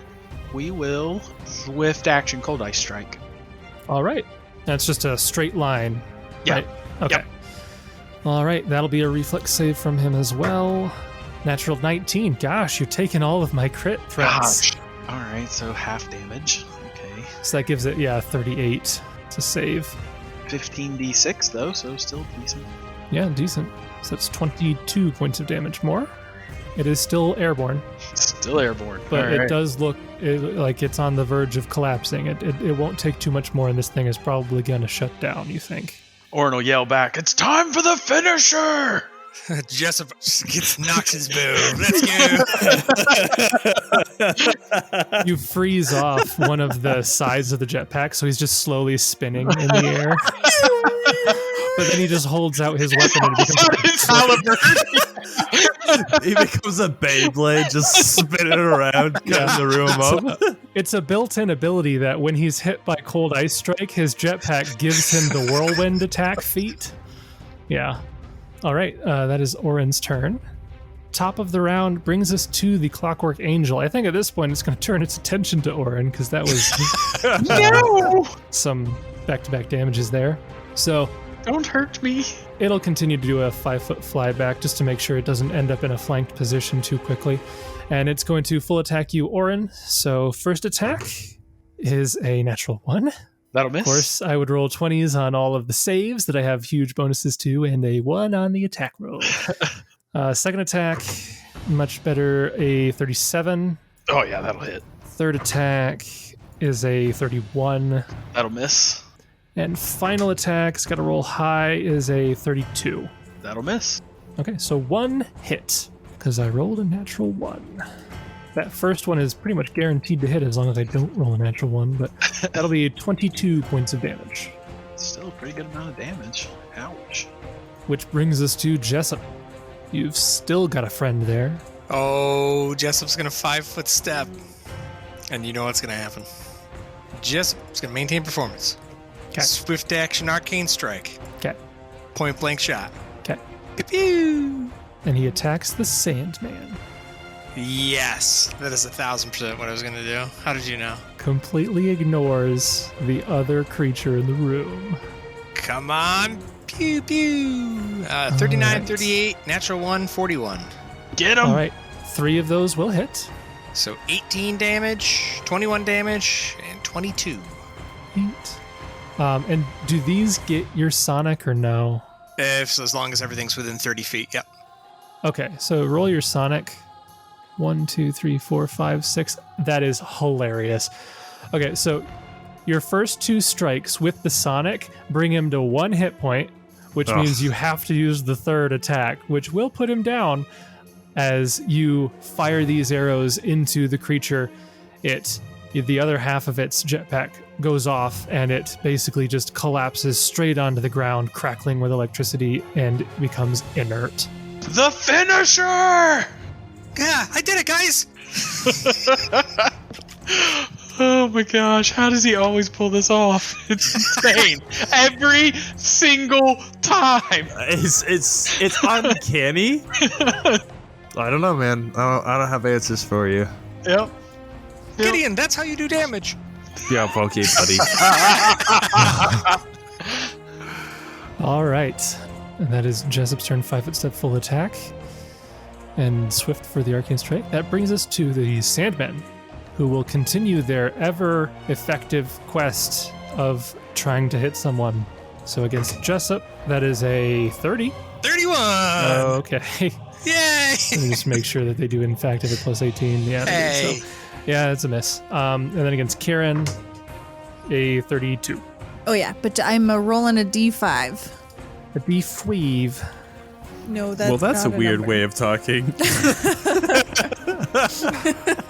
That's a 2. Which gets rid of one image. Jason, are you drunk?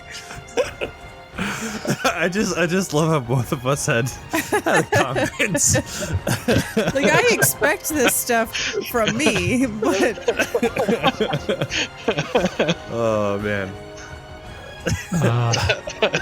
That'll be the Sandman's turns. Brings us to Kieran.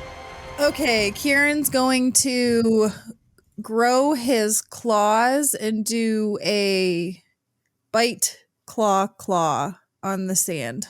I'm not looking forward to biting sand. Yeah, I was gonna say a mouthful of sand. Are you dropping your glaive? You didn't have your glaive out, so you're I good. don't think I ever had it out. I don't think I Yeah, was prepared for you're a good. fight in here. Yeah. Okay. So yeah, No, go I ahead don't think and any make of us your were. All right. Attack. Bite. These all do bludgeoning because they're natural attacks, so that will bypass DR. Okay. So 29. Okay, 29 will just barely hit. Okay, goodness. Now my mind's blanking. Claws are not 2 considered. claws. They're both primaries. Okay. So they're not at a -5. Correct. You're all good. 26 and 39. Okay, so 2 of those attacks will hit. And they're considered bludgeoning? Yeah, so bites and claws, I think both do like all 3 damage types at once. Oh. At least bites do. They do bludgeoning, piercing, and slashing. Yeah. And claws do bludgeoning and slashing. Yeah, okay, that sounds right. Yeah. So the bite damage, there is electricity on there. So there's That'll go through. They don't have okay. immunities So to then that. 19 damage on the bite, and then the 1 claw damage has both electricity and acid. So That's fine. 22 points of damage. So it's a total of 41 damage. Yeah, and then I will 5-foot step next to my buddy Oran, All right. and he'll turn and he'll say, "Never thought I'd see myself fighting side by side with a dwarf." The quote didn't work out. I forgot that Gimli was the one that said it, and then I just messed it up. So forget I Oh, said boy. that. Don't worry, Sarah's gonna cut it out. Oran didn't understand it anyway because you have a mouthful of sand. Yeah, that's true. He was like, "What? He goes to say that, it just comes to his Yeah. Oh, Yeah. dwarf." He's like dry heaving. That brings us to Gideon. Yep. And Gideon is gonna go. Oh, he got in my way. Aha. I was gonna charge. Guess No. not anymore. No. Regular walk like some just Peasant. commoner. But we're gonna do it this way. Yeah, that seems like fun. Okay. And we're gonna hit him with only 1 attack because that's all we can do. So let's go ahead and swift up heal now that we got the chance for 5, Okay. 6. Healing up a little bit. I mean, it's not too much, but I thought something. you were swift using heal. I was like, how does he do that? I know. I was like, wait, you're using a This is heal the already? most broken class. Yeah, right. Yeah, it's well, it's just an omdura thing. It's an exalted thing. You know, once you say 10 Hail Milanis, you can You can use get heal. yeah. As a swift action. Yep. Yep. It's some people call it broken. I call it dedication. At level 17, it becomes a free action. A free action. Yeah, I'm really looking forward to that buff. Anyhow, I'm gonna do that so that if I do succeed, I don't know, they're probably like immune to being knocked prone, but if not, then I'm gonna try to do that. So here we go. 1 attack, 40. 40 will hit. Okay, there's your damage, and that's a shield bash. So we're gonna go ahead and over there, and we got shield slam. Any opponents hit by your bash get a free bull rush attack, substituting your attack roll, which is a 40 for a combat maneuver attempt. Okay. You are able to overcome their CMD, but not by enough to push them more than just, 5 feet? Yep. So I'll just bash them into that wall and knock them prone. It's like into the hallway. Oh, are the doors open? I assumed they were closed. Well, you guys opened the doors when you walked in, and then everything attacked you before you would have had the time to close them behind you. Oh, okay. That's it. Does that change what you want to do? Or? I probably would have just regularly attacked him then. If I'm not pushing him into a wall, that's okay though. Yeah, the doors are wide open there, so. I'll just add a d6 plus 1 if you don't mind, and just keep him right with me then. 3 extra damage. Okay. That brings us to Oran. Maybe you can change that We're gonna try. I'll 5-foot step and full attack. with the new fancy hammer. Yeah, of course. Whoa. Whoa. 32, 37, 25. I was gonna say it would be sad if your maiden voyage was a natural 1. Right. 32 and 37 will both hit. 25 will miss. Is that including your haste attack in there? Oh, no, I haven't done that one. Hang on. Okay. 36. 36 will also hit. So that's 3 hits. For 23. 72 points of damage. All right. And you Still can take away Wrath also, I realize, because Wrath is only against the one target, so Yes, they get 3 Wrath damage. is gone. Yep, so give him 3 health back. The good boy. All right. Yep, he is still up, but you've smashed sand all over the place. I hate sand. It's coarse. It's everywhere. Yep. Oh boy. Not just the Sandman. Not just the Clockwork Sandman. Angel, too. Clockwork Angel, too. I killed them all. Oh boy. Oran, that will bring us to the top of the round, which is no longer the Clockwork Angel. Kieran, you see next to you, the Clockwork Angel is sparking with electricity, and it does not explode, unfortunately. But it would have been Yeah, cool you if would it like did. that. I bet you would have liked that. So we'll just go to Jessup's turn. Jessup. Finish him, Jessup. 5-foot step up. Yeah, and he's gonna finish him. No, probably not. So, yeah, I'm just gonna try shooting him. Why not? We're gonna go for red. The dude who's been trying to clunk All me right. in the dome. So, pew pew. Wow. Some good 36, shots. 33, 20, and 40. The 20 will miss, the others will hit. Okay. And that is going to be another 10 from Sonic. All right. Yeah, I don't think I called Arcane Strike on, but I would have swift action that anyway. Okay. Yep. All good. All good. That will bring us to the Sandmen's turns. Did we learn they had DR10? They have DR10 bludgeoning. Yes. Oh, okay. So most of your guys' attacks have been going straight through. The arrows did kind of sink in and do a little bit less damage, but all of them were enough to deal damage. All of those damages were high enough to bypass some of the DR. So Red Sandman will step up to follow Jessup, but will then turn and attack Gideon because they're in flanking and they get sneak attack when they're flanking. So they are banking on the nat 20s here. Let's see. Breath of Nat life. 2 is Close. the first digit of what I want. I don't know if a nat 19 will be enough. 37? Oh, they're Yeah. flanking 39. Yeah, it'll be Thought they were enough. And flanking. also, you got to remember, I'm energy drained, and I don't have any AC buffs up. Gotcha. Yeah, I forgot they were flanking, so they do get that +2. So yeah, that will hit. So 39 points of damage. Total. Yes, total. Yes. I'm immune to precision damage. Did I not tell you? No, I just don't kidding. think you are. It would be nice, wouldn't it? That is both of their attacks, which brings us to Kieran. Okay, Kieran's going to 5-foot step and full attack on blue. Rude. So bite attack is a 30. I'll hit. First claw 41. Yep. Second claw 39. Yep. So first damage 20. First claw 24. Second claw 19. All right. Since you do bypass their DR, that is enough damage to put him down, Oh, thank goodness. leaving you with only one Sandman in the room. When Sandman left, okay, we'll see what we can do.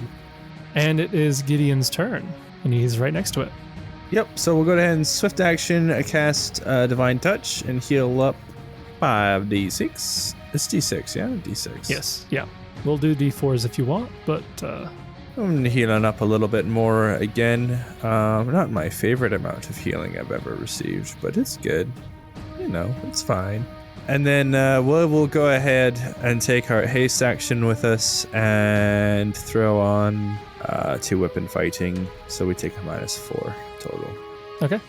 So we have a natural 20 for 37. They're immune to crits, so I don't care what the confirm is. A 28, which will exactly hit. A 19, which will miss. A 29, which will hit. And a 25, which will miss. So we have 3 normal hits, essentially. All of these deal bludgeoning, so bypass DR. So that's 13 plus 14 plus 10, which is 37 damage. Plus an extra 13 from Jessup. Yep. All right. Decent damage there. He is still up. Is that your turn? You could my footstep. These are these tables blocking my way, or can I kind of shove them out as he 5 foot steps forward? The brown one, yes. The gray one is made of stone and is too heavy.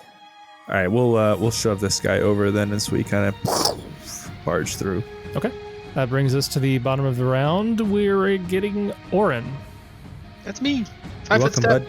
Thank you. I was gonna say, I was thinking like, how am I gonna get to this guy? We call that tactical acumen. I did have it. And smacky hammer. Wow. Okay. Oof. Oof. Oof, my guy. Wow. My guy. That's a 1. That's a 4. That's a 5 and a 4. My guy. Ugh. Those are really like. How do you even roll that bad? Dude, it's been all night. It's been all night. Sorry to say that none of those will hit. That's fine. That's fine. Cool hammer, bro. Cool hammer, bro.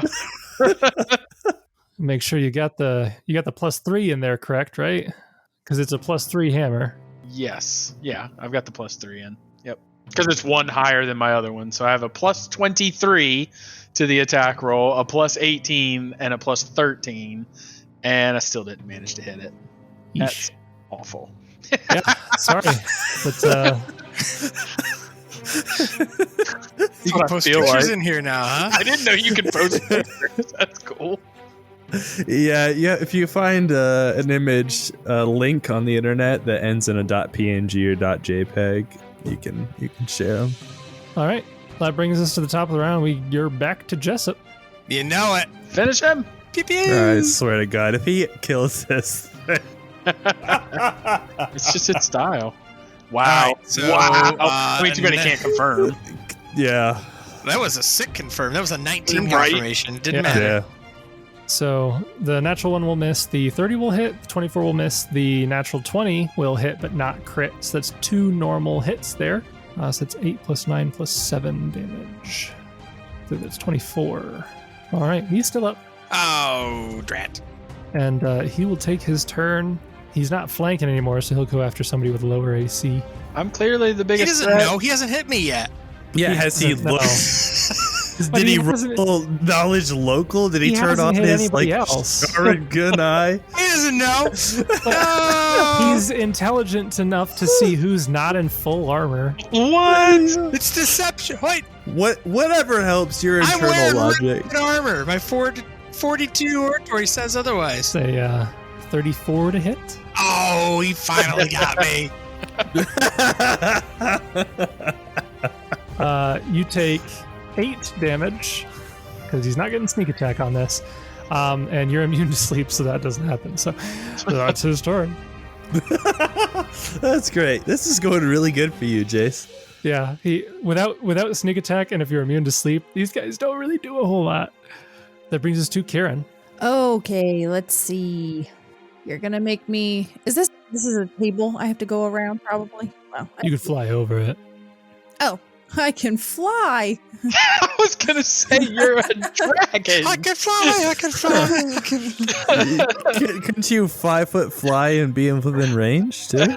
She'd have to draw her halberd to do that one. I don't have a halberd. Get out of For here. glaive. Glaive. She doesn't have her glaive out. I am sorry. She did. It wouldn't you do did. bludgeoning. Yeah, so. it doesn't do the bludge. So We like the bludge. All right, bite attack 32. 32 will hit. 19 damage. 19 damage. All right. He's still up. That's my turn. All right. Brings us to Gideon. Again, watch this one, Oran. This is really cool. Oh yeah, there he goes. Yes, yes. This guy. I get it. I mean, I understand how grid combat works. This guy.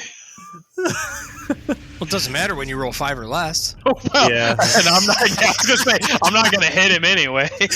We're gonna full round attack this guy. We got 2 weapon fighting on, so we're gonna go ahead and take our extra shield bash and our hasted attack. All right. Oran, it's slightly weighted a little more than your other hammer. Okay, Oh my what is gosh. happening? What is happening? Hey, it's my turn. It's my turn to my- do real bad. Right. My guys. What? Right. So, seeing as how I whiffed them all, A 2. 2 and 11 on a really bad bonus. An 8. An A 8. 10. See, Oran would have hit with these And a rolls. 5. But, Yeah. yeah. Well, Oof. that's what happens when you take a -6 to all your hits. I'm just gonna, swift action heal up and call it a day. Yep. I think this is going to be a battle of attrition, guys. Yeah.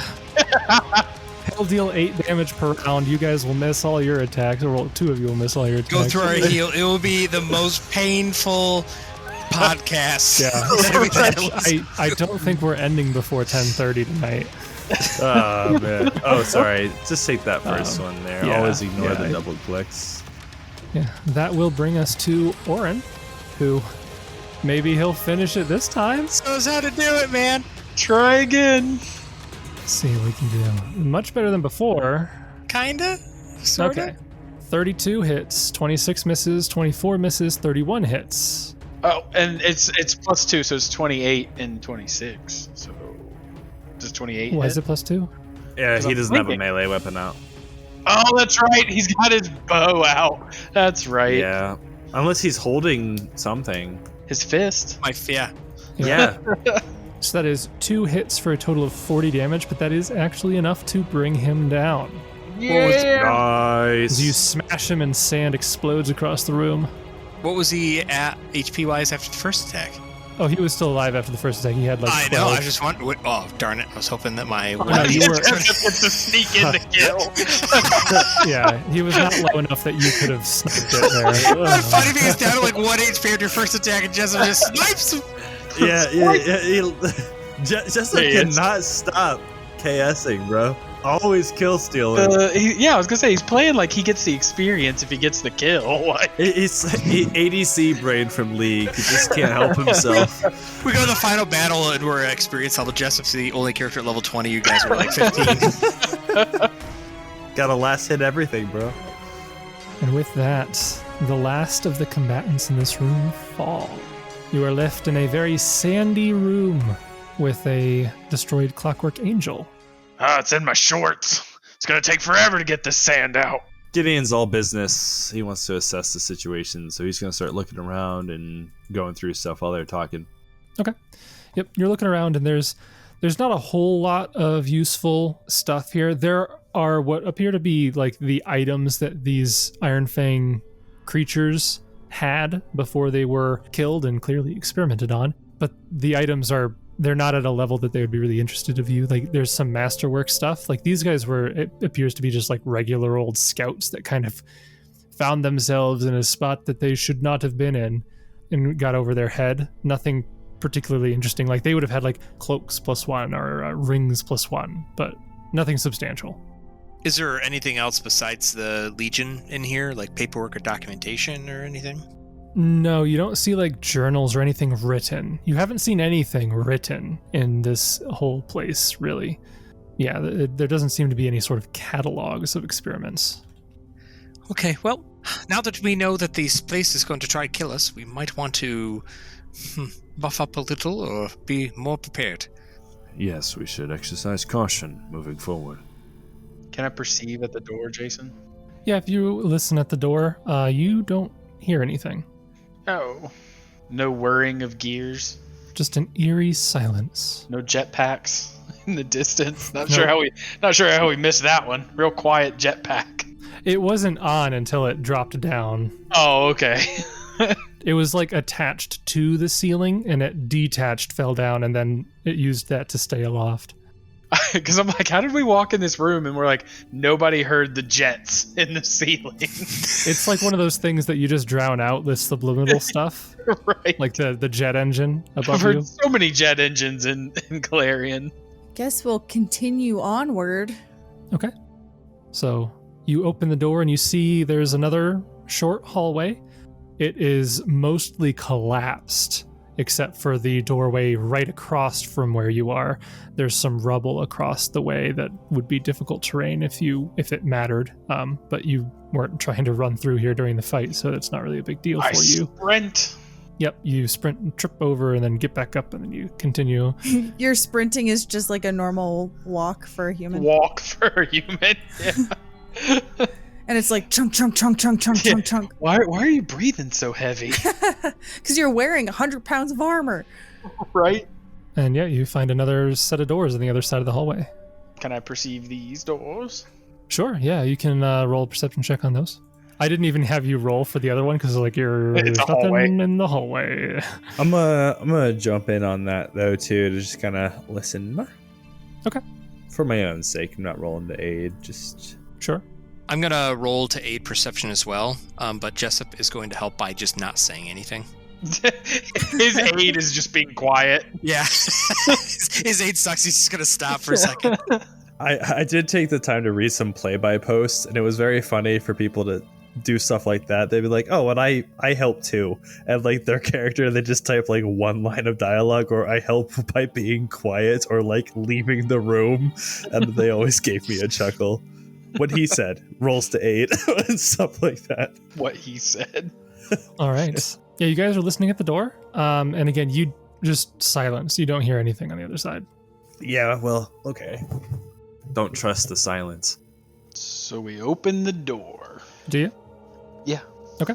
Oran goes ahead and opens the door, and you find a fairly large chamber. This is the largest chamber that you've seen in this complex thus far.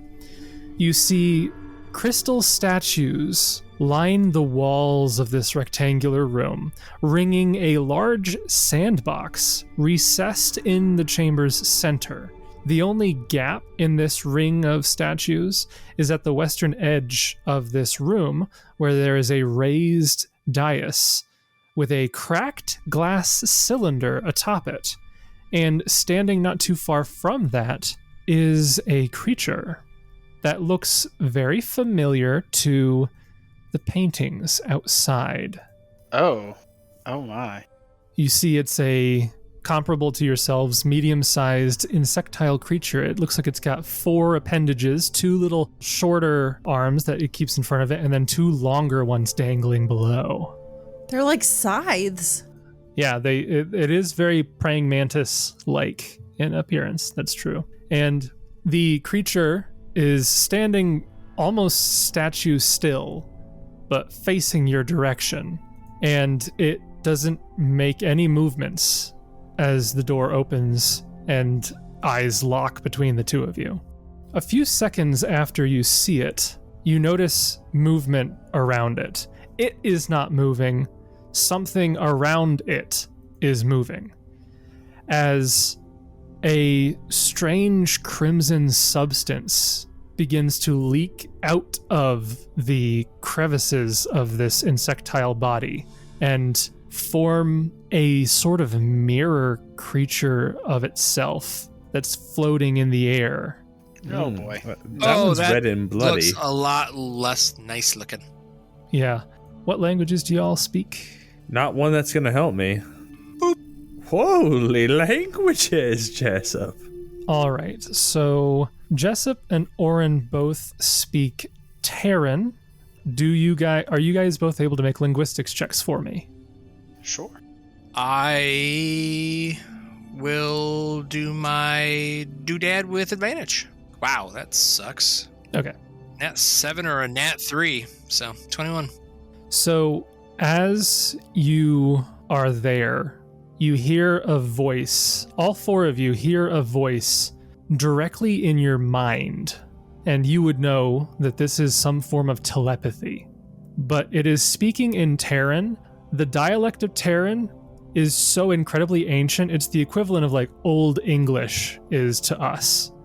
But you know Terran is already a millennia old language, so for an Old English version of Terran, going back a ways, which I guess at this point maybe that's not surprising because of how old everything else is. Would you call it about 111,000 years old of a language? Yeah, like charting the evolution of English, this would be like Proto-Indo-European, like super old in the familial tree. But with your linguistic checks, you're not able to make out exactly what is being said, but you are able to infer at least one word. It's friendly. This crimson creature is floating next to what you assume to be Ziguch, and it kind of swirls around Ziguch and looks at it, and you assume that it's probably speaking to Ziguch telepathically. And it's after that when it turns in your direction and you hear its voice, and the only word that you make out is subjects. And before we roll initiative, or I guess as we roll initiative, I'll have to say, see you next week.